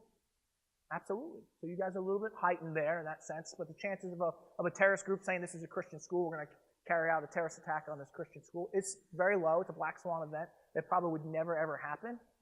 But it's still something heightened, right? You got to kind of get with that. What's going on right now in the news with the Pope and everything else? Yeah, child abuse. Is that causing a lot of issues? Absolutely, right? Absolutely. So, remember that. Anti-government, military personnel, militias, actual or perceived injustices, and publicity seekers. So, once again, employment issues, domestic relationships, and these two on the bottom are where you're kind of rolling into right now. What would be number one, once again? Domestic. Domestic. Even with your students on campus, it would be more tied to a domestic issue than anything else. So once again, some things that we look about. So the majority of active shooter events are carried out by current employees angry with other coworkers. So when we talk about in the workplace, we always talk about, especially in schools, we always talk about the students, but we never actually talk about the faculty themselves and the workers there. Has there been shootings at schools that had nothing to do with students? Yes, we talked about, well, USC was a little different. I mean, it was a student inappropriate relationship. But yes, you also have to look at each other here as well. Right? We all carry something. And let's get some of this. Once again, down here, 27% of all violent events in the workplace are tied back to domestic violence. So we're talking about that a lot, domestic violence, because it's a huge precursor. It's a huge precursor, guys, and you got to be aware of it. So once again, if there's physical signs of someone being abused, you need to what? You need to report it. You need to report it. Take that off your back. And even when it goes to the school, they have to report it to law enforcement. That's something that you can't hide. Whether it's a faculty member or whether it's a student, you have to report it. So we always talk about this. After how long you terminate someone, how long are they still a potential threat? Even a student, if you expel the student. Forever, guys, forever. So this was an Orlando engineering term. Rodriguez, so let's talk about it. Jason Rodriguez, age 40. He was terminated on June 2007 after 1 year of employment. Rodriguez returned on November 5th, 2009 and opened fire in the office, killing 1 and wounding 5. So killing 1, wounded 5, but still met that 3 category there. So active shooter event. How long? What was the time gap from when he was fired to when he came back? Almost 2 years. Why did he do it? This is why he did it, because we actually caught him. Because they left me to rot. So, prestigious Orlando engineering firm, left there bad terms. People were calling for references. They would not give him a good reference. Remember, we always teach any HR in here? Any HR people? All right. So, if people call for references, what do you give them? Only the dates of employment. That is it. Not whether they're eligible for rehire, nothing else. Whether they were terminated. All I can say is that person, Susie Q, worked here from this range to that range. That's it. Well, in this category, they were actually giving him a lot of negative feedback. So everyone that was calling, they were giving him negative feedback. So he could not get a good job. All right? So he was married, had kids. Ladies, husband can't provide for the family. What ended up happening in a lot of situations? See ya, right? So his wife ended up leaving him, took the kids, even took the dog. Pretty bad. Who did he blame for that? So, his house got repossessed, car got repossessed, he was down and out. Who did he blame? The place that terminated him in the first place. He came back and took his revenge out. So just because you get rid of a faculty member or a student, there's still a potential threat for years to come. Okay? And you see some of these school shootings, especially where students have gone several years and still have come back because they were either tormented there or they have some type of grudge against there. It happens, guys. It happens. Don't worry about that one. So is it important to treat your students with respect? So the term praise in public, reprimand in private, does that mean anything to you? Yes, even when a student is bad and they're making a scene in front of other students, I know you want to hold your own ground. I get it. Trust me. I know there's some students who just, I get it. It is what it is, all right? Okay. I get it. But when you take someone like that, especially a male, and you start to get on their level and start to give it back to them, especially in front of their peers, You're only giving them two options. Once again, either the what? Buck up or cow down. What will most people do? In this day and age, especially, they're going to buck up. They're going to buck up. So sometimes it's easier for you to bite your tongue a little bit, de-escalate, and get them alone with someone else. You know, when we talk about counseling, it's always good to have two people in the room, right? And one of the opposite sex, preferably. So I would never counsel a female by myself. I would always have another female in there. So vice versa. It's always important that you do that and kind of run them through this, right? You may be able to reason with them a little bit more and still allow them to save a little bit of face in front of their peers. Got it? So, we got to know about the truth about active shooter events. Law enforcement will arrive quickly and stop the shooting. True or false? False. We will get here as quick as we can, but you're going to be on your own. Awareness is readiness. Is awareness readiness? To a point. To a point. We'll get in this. Advice to staff is clear and understood. So what we're talking about there is if right now we came up with an active shooter policy, said, all right, what I want everyone to do is read this and sign off on this, saying that you know during an active shooter event exactly what to do. So we pass it around the room, everyone signed off it, everyone goes back to their workplace. And then, shots fired, shots fired! You need to change your underwear? All right, do you think you're going to say, oh, stop, Mr. Bad Guy, hold on, let me go to my active shooter policy. Let me see, paragraph 15, subsection 4. In the event the bad guy's in my room, oh, crap. All right. Do you have time to go to a manual? No, you need to know what to do right now. We're going to cover that. Right now, what are you going to do? We're going to talk about that. Because a lot of you teetering back and forth. We'll get to this. So, having a plan, place it on an employee's website, that's not going to change behavior, guys. It will not. All right? It will not. If I want to change someone's behavior, how do I do it? Practice. Practice makes perfect. All right? If I want to get better at push-ups, how do I get better at push-ups? Do more push-ups. I want to get better at running. How do I get better at running? Okay? If I want to make my wife happier, how do I get better at that? Bring her more flowers, right? Buy her more gifts. Practice, right? You get it. All right? So one-time training and orientation will not change behavior, guys. It needs to be repetitive. If we want to get better at anything, we got to be repetitive at it, right? So, randomly this. You'll see that a lot of places will put so much emphasis on fire drills and not active shooter drills. And I always ask, well, when's the last time you had a fire? Never.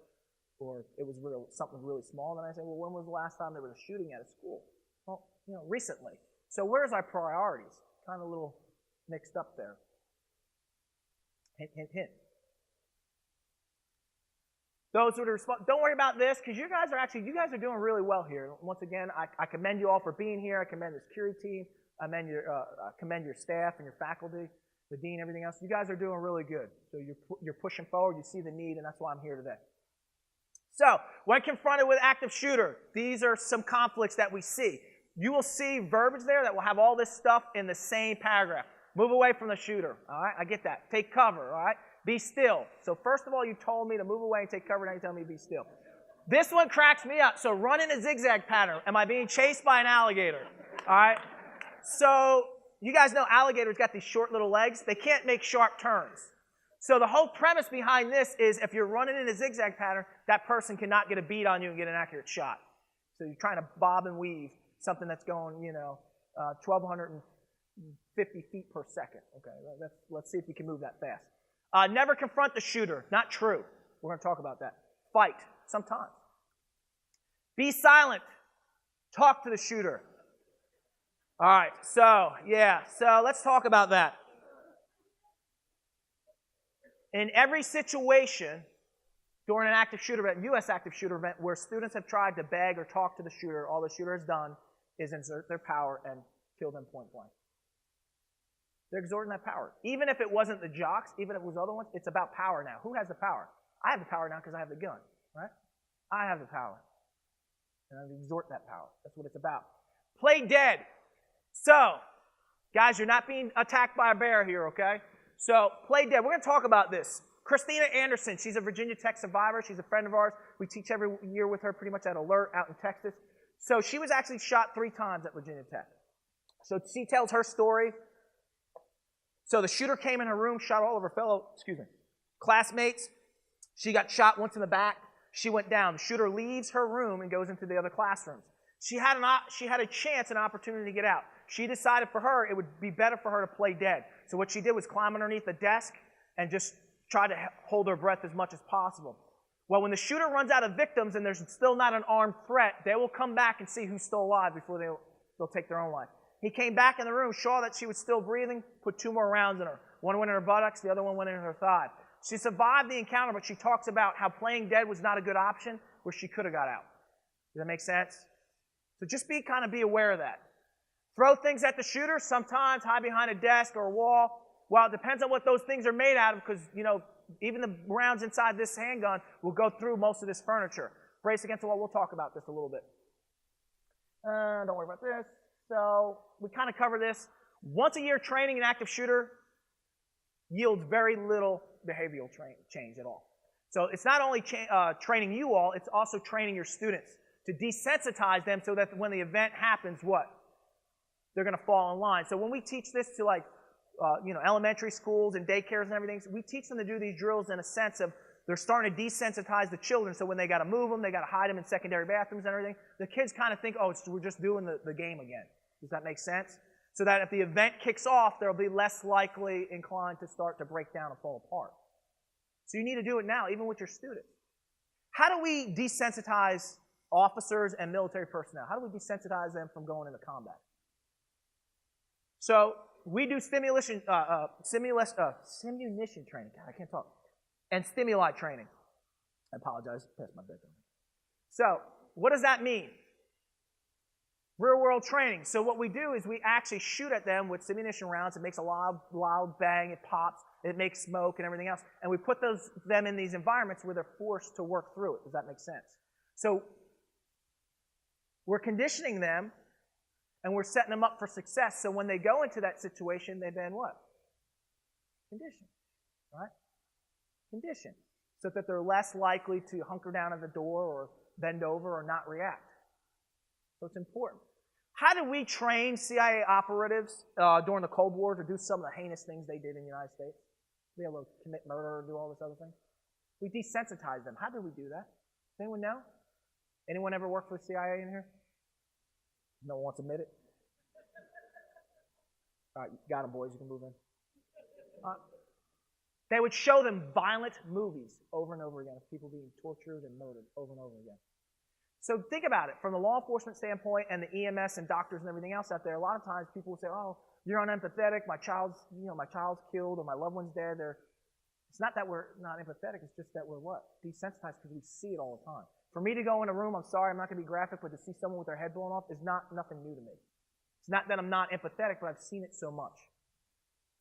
So we want to try to start to get this training in early to these kids so that if an event does kick off, they're going to be set up for success and not failure. Does that make sense? And you all as well. So this is what I want you to do. We're going to do a little drill. And I promise I'm not going to come up there and tickle anyone or anything like this. I want everyone to close their eyes. Everyone close your eyes. Promise I'm not going to do anything. I'm not going to scare anyone. Close your eyes. I want you to think about your classroom, your office, where you spend most of your time. So right now you're in that area, okay? And you hear keep your eyes closed. I'll tell you when I open them. You hear some screaming down at the end of the hallway. You hear some yelling. You can't quite make it out. And then you hear what sounds to be gunshots.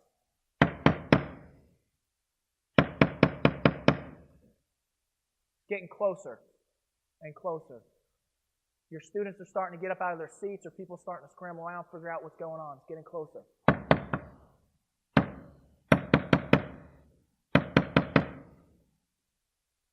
You're in your area. How are you going to secure that area? Can you get out? Can you run? Are the gunshots too close? I'm saying they're moving closer. It's getting louder. How can you secure that door? Does your door even have a lock? How are you going to secure it? The gunshots are getting louder. Students starting to get freaked out. They're asking for advice. Open your eyes. Some of you are shaking your head thinking, I don't know. You need to have that answer now. Everyone understand that? That's how important this is. When you leave here today, you need to be able to answer that question, whether you're in an office or a classroom. Does it lock? If it's not able to be locked, can I barricade it? How can I barricade it? We're going to cover some of this stuff. That's how important this stuff is. So the average interaction time between the victim and the shooter is about 25 seconds. So what are you going to do if the shooter's right in front of you. You got about 25 seconds with him or her. And most of the time, it's a guy. It is what it is. What are you going to do? Kick him? Bite him? Scratch him? The answer is you're going to do everything you can to survive that encounter and also to allow your students to survive that encounter. Training should focus on immediate action drills, and we'll cover this. So lockdown. So what we're talking about here is if you have a lockdown policy, don't use code words, don't use nicknames. Lockdown means lockdown, okay? What we encourage is that most classrooms be locked down as soon as they're in session.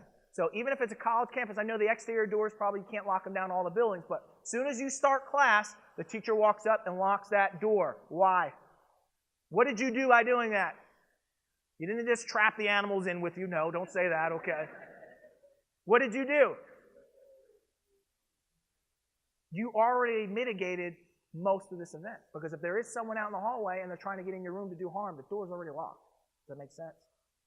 And that was some of the issues in some of these shooting events where you look at, especially Parkland, they were saying some of the teachers didn't know how to lock down the door, lock their doors even though they had what? A lockdown policy. They couldn't figure it out. And then some of the substitute teachers have never been through the training. So if you use substitute teachers and stuff on campus, they're just as valuable. They need to go through new hire training. They need to understand this. Don't worry about this. Don't worry about this. Don't worry about this. We're going to skip some of this. So once again, don't pull the fire alarms, guys, because that's going to hurt everyone out. Do not pull the fire alarms. I'm kind of talking about that. I'm skipping some of this stuff because I'm going to get into it. So, in 40% of workplace homicides, drug and alcohol abuse is a major contributing factor. It is, okay? I'm not saying that everyone that smokes a little bit of marijuana is homicidal, okay? I'm not saying that. But there is a big precursor. Because a lot of these people are self-medicating an underlying issue. Do you agree with that? Yeah. Why do I'm going to be honest with you, even in first responders, in the professional fire, EMS, and law enforcement, alcoholism, drug abuse, divorce, and even suicide is very high because of things that we see and we go through. Okay? So trust me. Students go through this. Don't worry about this. So, fatal assumptions can't happen here because we live in an affluent community with relatively low crime rate. So you're not in an affluent type of community here, all right? There is, I would call it for what it is, all right? So our crime rate is relatively, it's not that bad around here. Most of what we see around here is drugs and property crimes. Drugs and property crimes, I'm going to be honest with you, around this immediate area, okay? We do have, when we get to some of the bad areas with the gangs, and we do have a lot of shootings in Columbia. You guys know about that, especially with our department. We're very proactive in the community, so you see a lot more. But if you look at a lot of these school shootings, they were in really good communities where people are like, why did it happen here? You don't really hear about active shooter events too much in the inner cities. Why? Why is that? What did I tell you earlier? Think about some of the schools. Think about where most Florida and Southwest, West, what are a lot of the emphasis on at those schools? Sports. And you can get more and more and more into this where a lot of the other kids. So if you're in a school of several thousand, like in an inner city or something like that, and you think that you're a zero, there's going to be a lot of other zeros. Does that make sense? You get a lot of different diverse people. But when you get into some of these other schools, you really stick out a lot more. And if you stick out a lot more and it's not a good sticking out, you're going to be what? Bullied a lot more. That's right. Don't worry about this. Don't worry about this. Don't worry about this. Well, we covered some stuff. Let's get to the attack action. So, keep calm and be a survivor. What does that mean for you? So, if you start running around like a chicken with his head cut off, help me, Tom Cruise! Help me, Jesus! What movie is that from? Talladega Nights. That's right. If you start acting that way, what are your students going to do? They're going to act like you. I already told you that you have an obligation to your students and your other faculty members, right? You need to lead by example. If you can't do that, take a pill. Do something, okay? You need to lead by example. So a little strong here, but we stand by this. Lying dead in a puddle of your own blood is unacceptable behavior. Yes. So I'm telling you, if you're called to action, you need to act. Does everyone understand that? So Sergeant Murphy, Peak Temple shooting out west, he was shot 15 times, point blank. Only 3 rounds went into his vest. Shot in the neck, the face, the groin, the arms, the legs. He survived. Why did he survive? Survivor's mindset. Knew he was going to go home to his family, his kids. He didn't want to let the bad guy win. Just because you're shot does not mean you're going to die, guys. I promise you, okay? You'd be amazed. Well, you guys know. You know how we're made, the big Lord upstairs. All right, we're very dynamic what the body can do under stress, okay? So be aware of that. You also have something known as vasoconstriction. When the heart rate increases, that fight or flight, your arteries constrict. That's the reason, all right? Fight or flight. So how would you handle it? Where are your primary exits? How are you going to get out? We're going to talk about this. So you can either run, you can hide, or you can fight. Take a mental note of that picture, because that's probably what your shooter's going to look like, a white male armed with a handgun. Yes, I said white male. It's proven almost all these active shooter events are carried out by white males. And there's a lot of scientific research behind that. I'm not going to get into it too much. Just like most serial killers are what? White males. The part of the brain that carries emotion, passion, all right, and anger.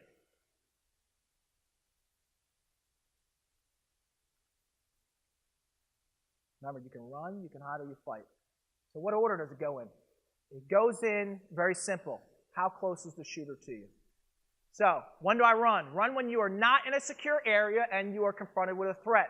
A secure area, even when we talk about hiding, it means to be able to get into an area where you can shut and either lock the door or barricade the door.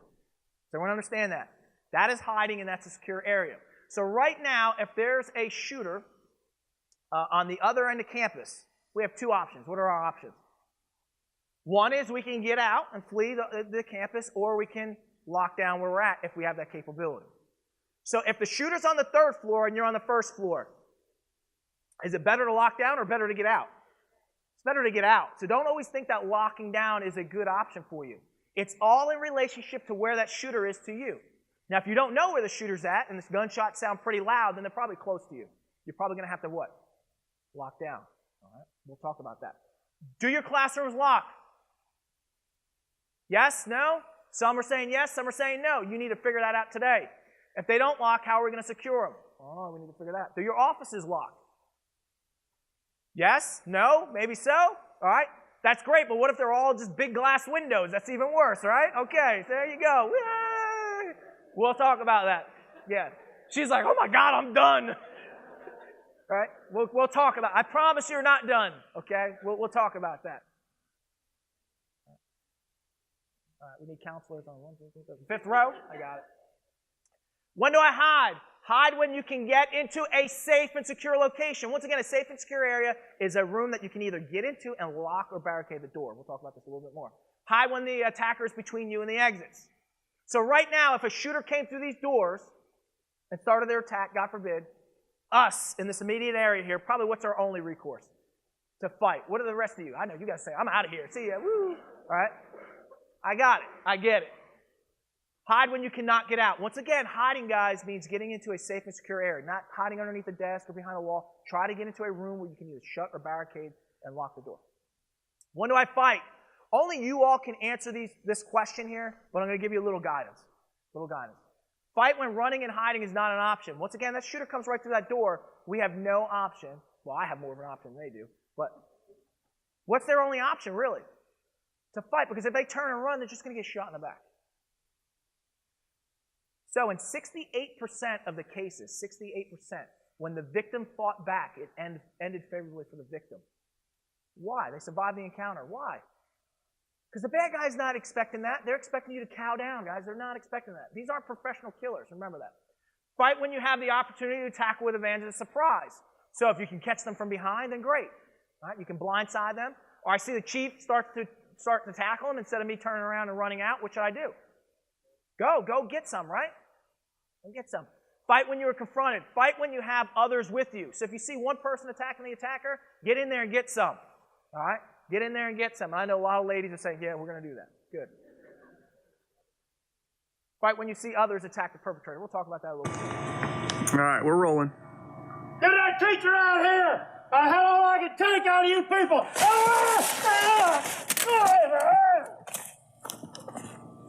All right, at this point, we have options here. I can either stay in the fight and be more aggressive than the aggressee, or I can disengage, grab the weapon, and get out of Dodge.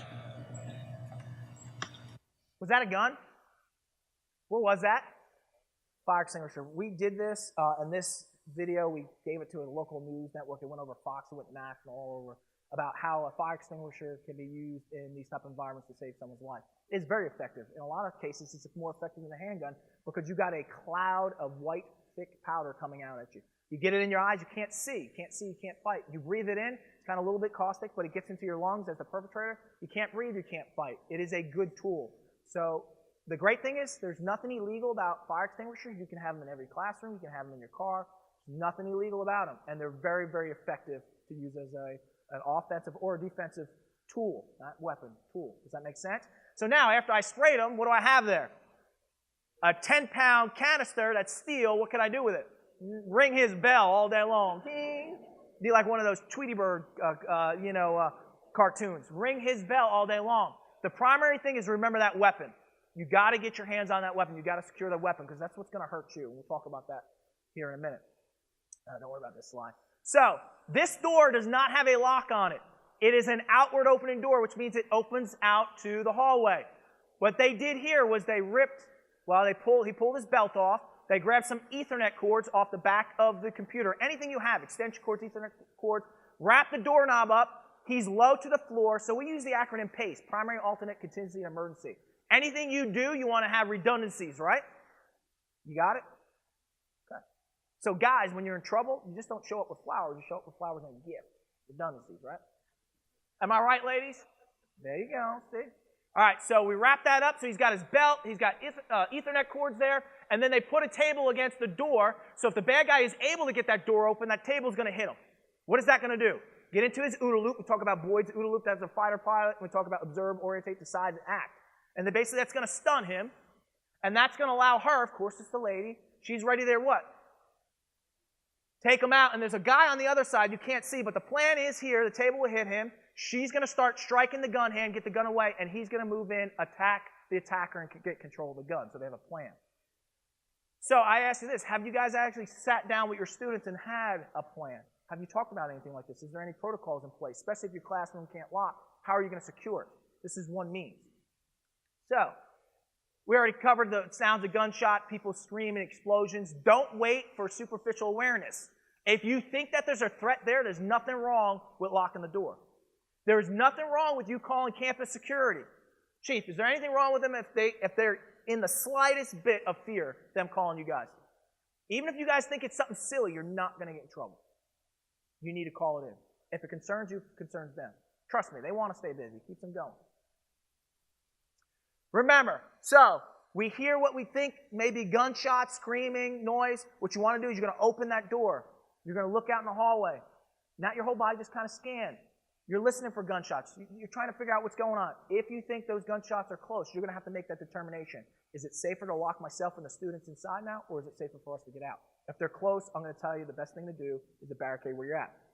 From there, pull anyone else in. Shut the door. If you can lock the door, lock it. If not, you go into your what? Your protocols. Get a couple students, some belts wrapped around the doorknob, get them low to the floor, hold it. Stack as much furniture as you can. Remember, this is all about delaying time. All right? Delaying their time into the room, but buying time for campus security and us to get there to take this guy out. The more stuff you put in his way, the better off it's going to be for you. It's giving you guys time and more time to react. So we do all that, okay. If there's glass on the windows, if you don't have blinds, the easiest thing to do is go out to any store, Wally Mart, whatever you guys want to do, get some black construction paper that's long enough to cover your windows up in your classroom, and get the double-sided Velcro, male and female, right? So you Velcro it right next to the glass, on the door or whatever, on the wall. There's male and female, so you either got the male end or the female end on the paper, and you got a male or female, the opposing end on the wall. And then you have that same strip, the opposing end, above the glass. So if I need to cover that glass rapidly, I just unstick it, stick it over, and now that glass is covered. Now, a lot of people say, well, the glass is covered, the shooter's going to know you're in there. They're going to know you're in there anyway, in most of the cases. But we don't want him to be able to see in to be able to get accurate fire on anyone that's inside the room. Does that make sense? They're going to reach, they're going to try to get in that room, but they're not going to spend a lot of time because they know who's coming. The campus security or law enforcement's coming, right? Yeah, we're coming, all right, guys? Have more faith in us, please. Please. The only time that we see where they're going to spend a lot of time on a specific room, can anyone tell me? Why would you be my intended target? We had a she admitted she broke my heart. She broke my heart. She's my intended target. That's typically the only time where we see where they really work at one area. Does that make sense? Now, with that, just remember, though, you may say, well, he's only focused on her because she broke his heart. No, it's not. I'm going to be focused on everyone because I'm going to assume that everyone in the campus knew about what was going on because, you know, all girls like to do is what? Yak, yak, yak, right? So I'm going to be upset as a male. I'm going to think all the girls know about it. So am I going to be angry just at her? No, I'm going to be angry at anyone that gets in my way because I'm going to think everyone knew about it. I'm going to be playing this over and over in my head. I'm going to obsess about it. But once again, even if you can still, if they're focused on that room, you're buying time, and that's what this is all about. So, shut the door, lock the door if you can, barricade the door if you can't, cords around the doorknob, getting low to the floor, get 2 people holding those cords as low as they can. Putting furniture against the door, putting the paper over the window if we have it, or blinds, shutting the lights off, any computers or smart boards, if you can shut them down. Put your cell phones on vibrate or silent. Why? Yeah, because we want to make it seem like the room's unoccupied. Even if the paper's on there, I get it, but we want to make it seem unoccupied. No one ever goes anywhere without their cell phones anymore. We know that, right? So make it as quiet as possible. The calmest person in that room, what should they be doing? Calling 911. You guys get it. But at the same time, I'm also making a contingency plan. All right, I got students in the room. You guys are my students for right now. All right, you got all the furniture stacked against the door? I want you to grab that table. All right, I want you to grab that chair. All right, what I want you to do is give the chair to her. You're going to strike the gun hand as he comes in. What I want you to do is tackle that gun hand. Make sure you can't get that gun at anyone, all right? Once he does that, I want you to hit him high, all right? Whatever. Here's a pair of scissors. I want you to start striking him in the face. We're making plans. Now, you're going to say that's violent, but I'm going to be honest with you. Are these attackers here to take you out for cookie, candy, pastries, hot dates? No, they're here to put you in the ground, folks. You got to understand that you need to be more violent than they are. In a lot of situations, this is the hardest thing for people to understand. Is I don't know if I can do that. You have to do it. Because you're not just talking about your life, you're talking about your student's life. No one has the right to take your life except who? The big man upstairs. You guys understand that? And yes, you're protected fully by state and federal law to use deadly force to protect others, okay?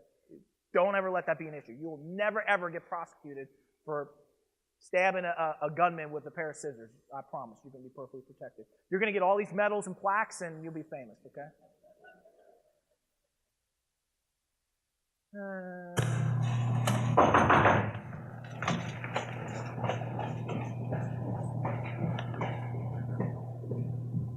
Easy little scenario, and I want you to see how this plays out.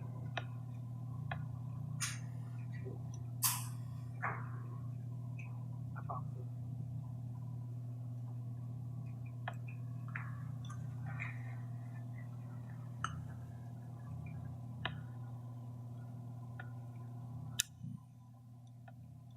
Yeah, I don't know. It sounds like there's a disturbance or something. Somebody's yelling down there. I don't know what's going on. See if you can get the secretary on the phone. I hear somebody yelling down there. I don't know what's going on. You're back! No! No! He's got a gun! He has a gun! No! No! No! He has a gun!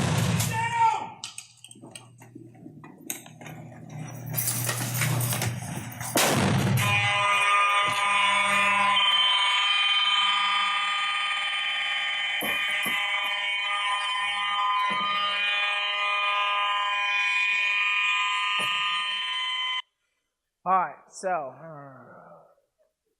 just so you know, yeah, that was staged. She knew something was going to happen, so she knew exactly what key it was on the key ring, and we let her practice opening the door about 15 times.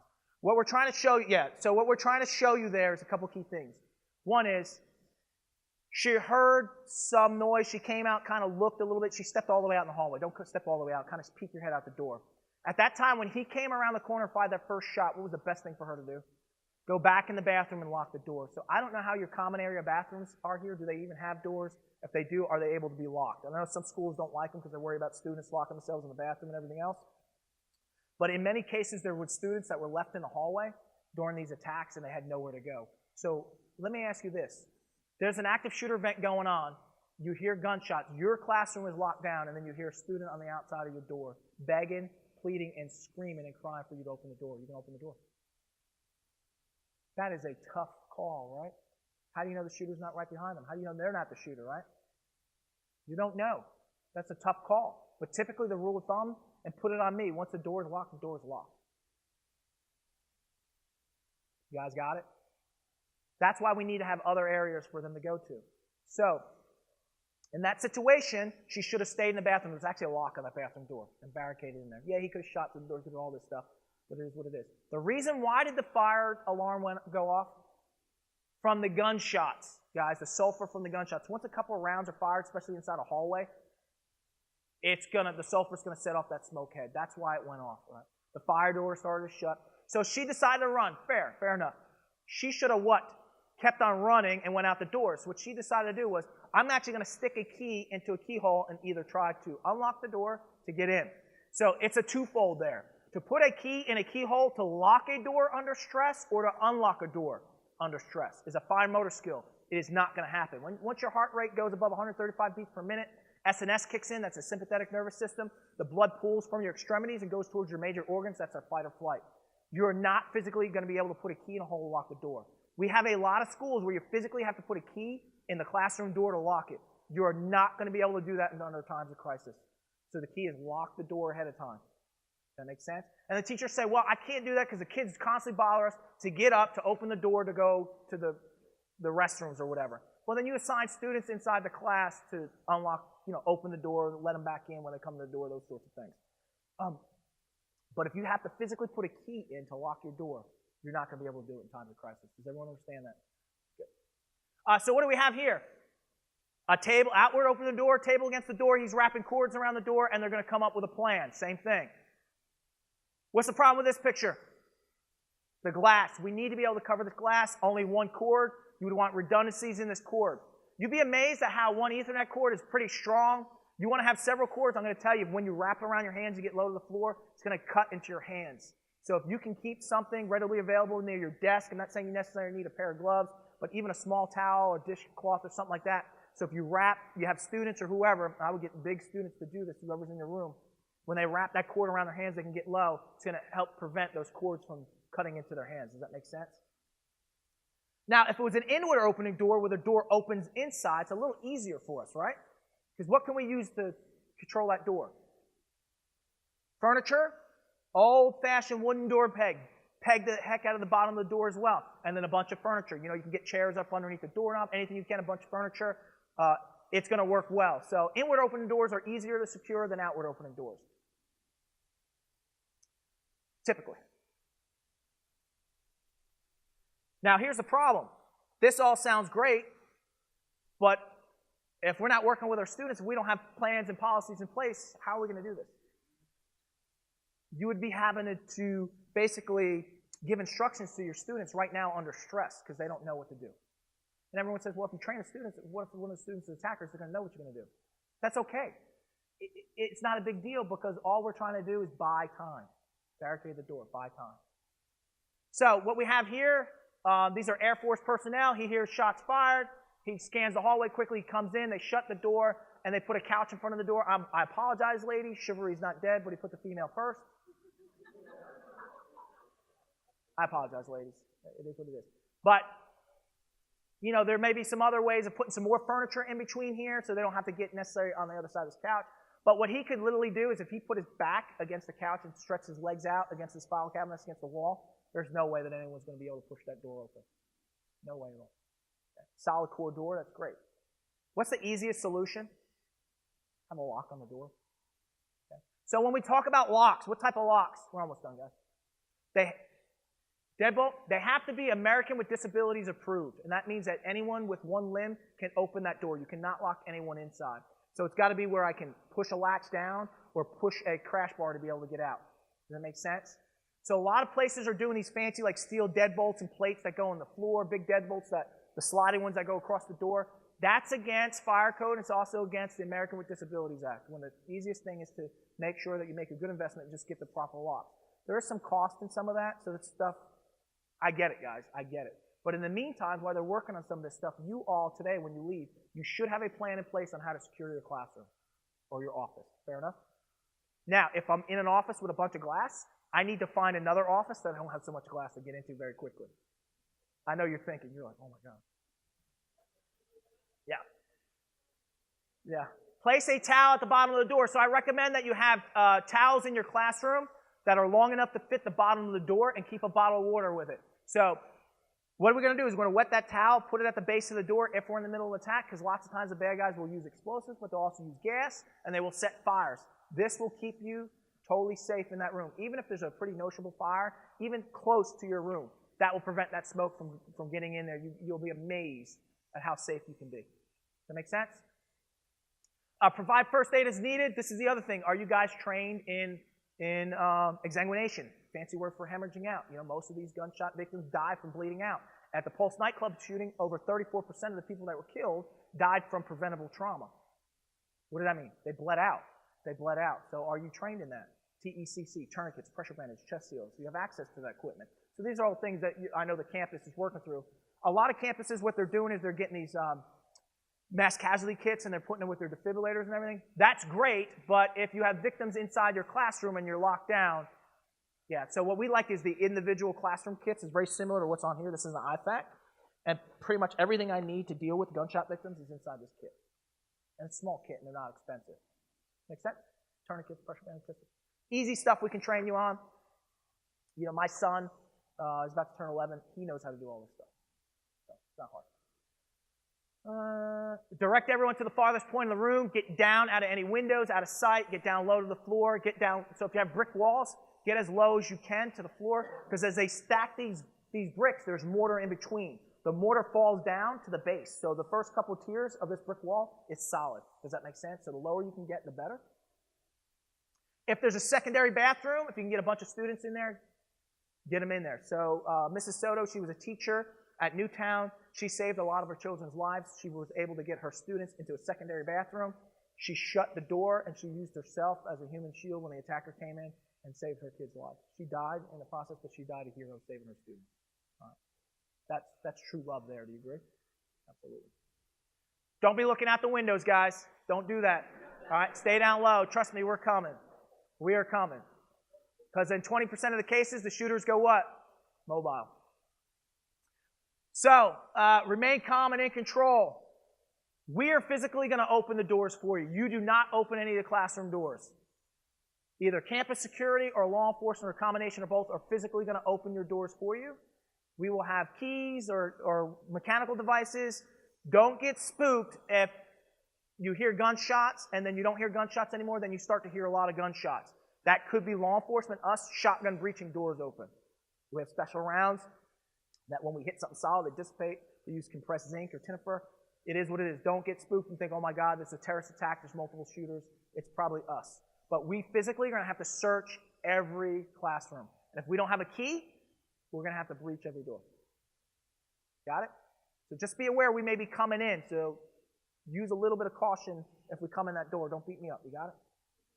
Okay. If you have injured victims, one person call 911, the calmest and most collective person. Remember, it's important. The only thing that you need to remember out of all of this, last couple slides, I promise.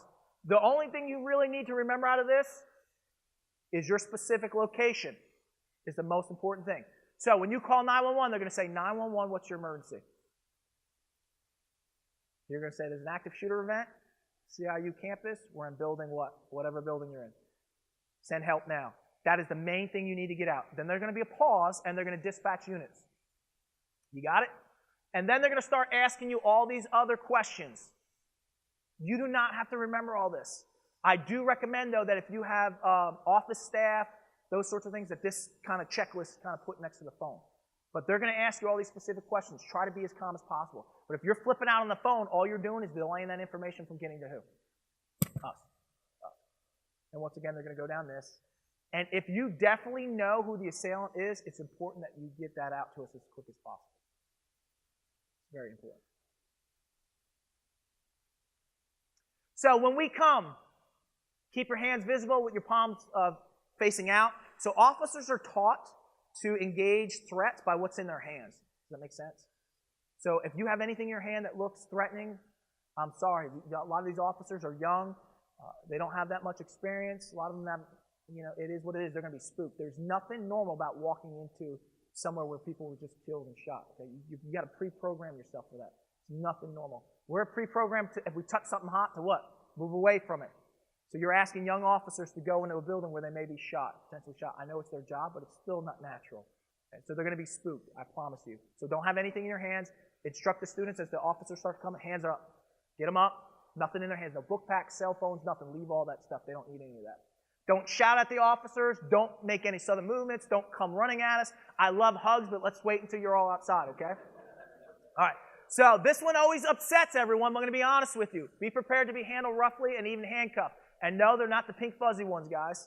All right? So you're going to say, yeah, that's right. So why you're going to say handcuffed? Why would I be handcuffed? Because let me be honest with you. Lots of times what we get was, hey, the shooter was a white male with short blonde hair. So if you're a male in here and you're white and you have what you would be considered short or possibly blonde hair, you're all potentially the shooter. That's typically what we get. We don't get that, hey, the shooter is, how tall are you, sir? 6 feet, wearing a blue and white checkered shirt, round pants, clean shaven, nice hairdo, short hair, glasses. You know, we don't get that stuff. We never get those detailed descriptions. We may get, hey, the shooter was in a checkered shirt. So everyone that's in, a white male in a checkered shirt. So everyone in here that's in a possible checkered shirt or fit that description, it may be what it is. You may be the potential shooter. So be prepared to be handled a little bit on the unfriendly side, all right? It is what it is. They're not going to hurt you, but make sure you comply. Does everyone understand that? It's very, very important. Same thing with females. You know, hey, it's a female shooter. Well, if you're female, everyone's going to be a subject until we get it hashed out. Good with that? Good. So in closing, one of my favorite quotes, John 15:13, greater love hath no man than this, that a man lay down his life for his friends. And what we're talking about man here, it's mankind, right? We're not just talking about man. And your friends, family members, loved ones, this also goes back to coworkers. So it ties us all in together. We already established that we're a family, correct? So it's important that we continue to focus on that. So some key takeaways real quick. One is, remember, the fire extinguisher is a really good tool. The other thing that you have that's a good ally of yours is a good pen. Does everyone have a good pen? Doesn't make a difference. I'm reaching out. Nobody have a pen down here. So a pen is very effective. So what we want to do is we want to put our thumb on the butt of the pen, and when we strike, want to strike aggressively, we want to aim at the eyes and the throat. Why? Can I use you as a volunteer? Yeah, come on down.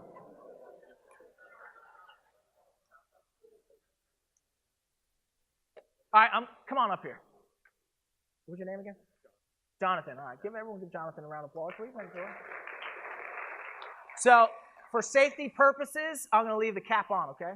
Now, he's got glasses on, too. It doesn't make a difference whether the shooter has glasses or not. They're going to come off. So, pretend you have a gun in your hand for me. So, my primary thing is this. This is what worries me, right? So, I want to try to surprise him when he comes through that door as much as possible. So, if I can, I want to control this. I want to drive that off the line of access, and then I want to take my pen. The reason why I put my thumb on the butt is if I strike him and my thumb is down on the butt, the pen's just going to slide on my hand. And I want to strike aggressively the eyes and the throat. Now, you're going to say, oh, my God, that's aggressive. You're going to have to be. Remember, you're not here to take me out on a hot date, right? No, right? That's right. He's here to take your life, and you got to be more aggressive than them. If this is the only thing you got, this is a great tool. So what I'm trying to do is create a sympathetic response so that he's going to let go of this gun. Why do I want him to let go of this gun? Because that's going to stop the killing, right? If I can get this away from him. Trust me, if you put a pen in his eye, it's going to shut him down very quickly. And that's what we want. We want to shut him down very quickly. And if I'm still here driving this in, that's not enough. I'll continue to drive in towards his groin, everything I can. But you guys, you want to yell loudly and you want to attack. You want to attack with a vengeance. Now, if he drops the gun and it goes on the floor and you pick it up, are you justified in using it against him? Yes or no? You are. You absolutely are. You absolutely are. If you need to, you can use it against him. So, now let's say I took the bad guy out. You can take a seat. Give him a round of applause. I took the bad guy out. The next priority is you need to get rid of that firearm as quick as possible. Drop it in a trash can, put it in a desk drawer. If you're running out of the building, get rid of it. Because if you're running anywhere or if a cop comes in and sees you with a gun in your hand inside the classroom, you're going to be toast. Texas toast. All right? You're going to be smoked. They're going to shoot you. Okay? Does everyone understand that? So this is the biggest issue we get all the time. I'm not going to get into the CWP debate and everything else, but you need to make sure your hands are free. How many of you have concealed weapons permits? I'm an instructor, state instructor. So the main thing that we teach is once you're involved in a shooting, once the threat is diminished, what do? You holster that gun up, get rid of it so your hands are free. Because we don't know who the good guy is, we don't know how the bad guy is, but officers are taught to judge a threat by what's in their hands. We've had officers, off-duty officers, get shot and killed because all they had was a little badge around their neck or around their waist. So when I throw on my vest, when I get my car, I'm marked front and back, big time deputy sheriff. Because they don't focus in on this little thing. What do they focus in on? The gun. So you need to get rid of it as quickly as possible. The easy thing, I'd just say chuck it in the trash, slide it underneath the desk, just out of sight and mind so when they come in, they know. And just let them know, hey, that's the shooter, that's the attacker, we attacked him or her or whatever it may be. We good with that? Okay. So that's pretty much it. What questions? Any immediate questions? I know we rolled a few minutes over, but we started a few minutes late. Any questions? Anything at all? We normally have like one or two questions. Yes, sir.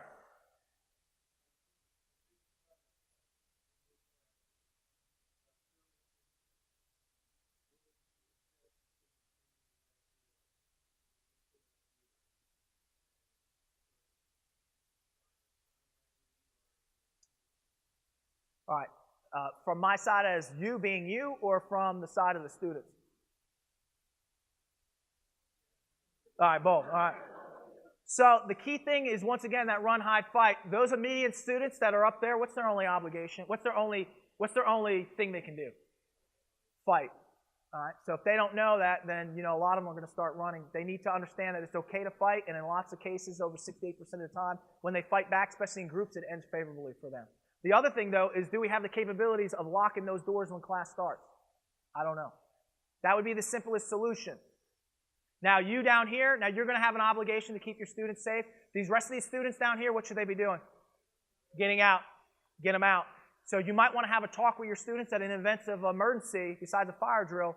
There's exits there, there's exits there. I don't know on the back side of the stage, I don't look out. Because most of the time, they're always going to focus on the same door they came in. So the Station nightclub fire in Rhode Island, over 32 of the venue goers that were there, there was a band, heavy metal band that was playing, died at the main entrance trying to get out from smoke inhalation. Why? Even though there was multiple entrances and exits. Because that was the only thing they knew, because of tunnel vision. That's the way they came in, that's the way they're going out. They never knew about all the other exits. So you have to have a plan in place for that now. So your students need to know that if something like that happens, they can get out. But the people in the back, if they're close, they're going to have to fight. I'm sorry, but it is what it is. And then you, as administrator, what is going to be your plan? Are you going to get up there and react? Do you have tools among your tool bag, things that you can do to help them? You got to understand, though, you have an obligation to your students to get as many out as you can, or as many to safety as they can. So if you just turned your back and ran out and left all your students alone, is there cause for liability there? Yeah, there is. So how many of you have children in school, high school, or college? Raise your hand. Okay. What would you expect a teacher in the same situation to do? To do everything they can to protect the students, right? Within reason. So they have the same expectation of you all. I don't know if that helped you or hindered you. You need to start making your battle plan now, big man. Yeah. So, any other questions? Yes, ma'am. Library. Case of a library, guys. We don't have classes. We have to study into a class. Okay. Okay, and then we've got primary public areas where the students study. And what would you do in these places upstairs in the school areas?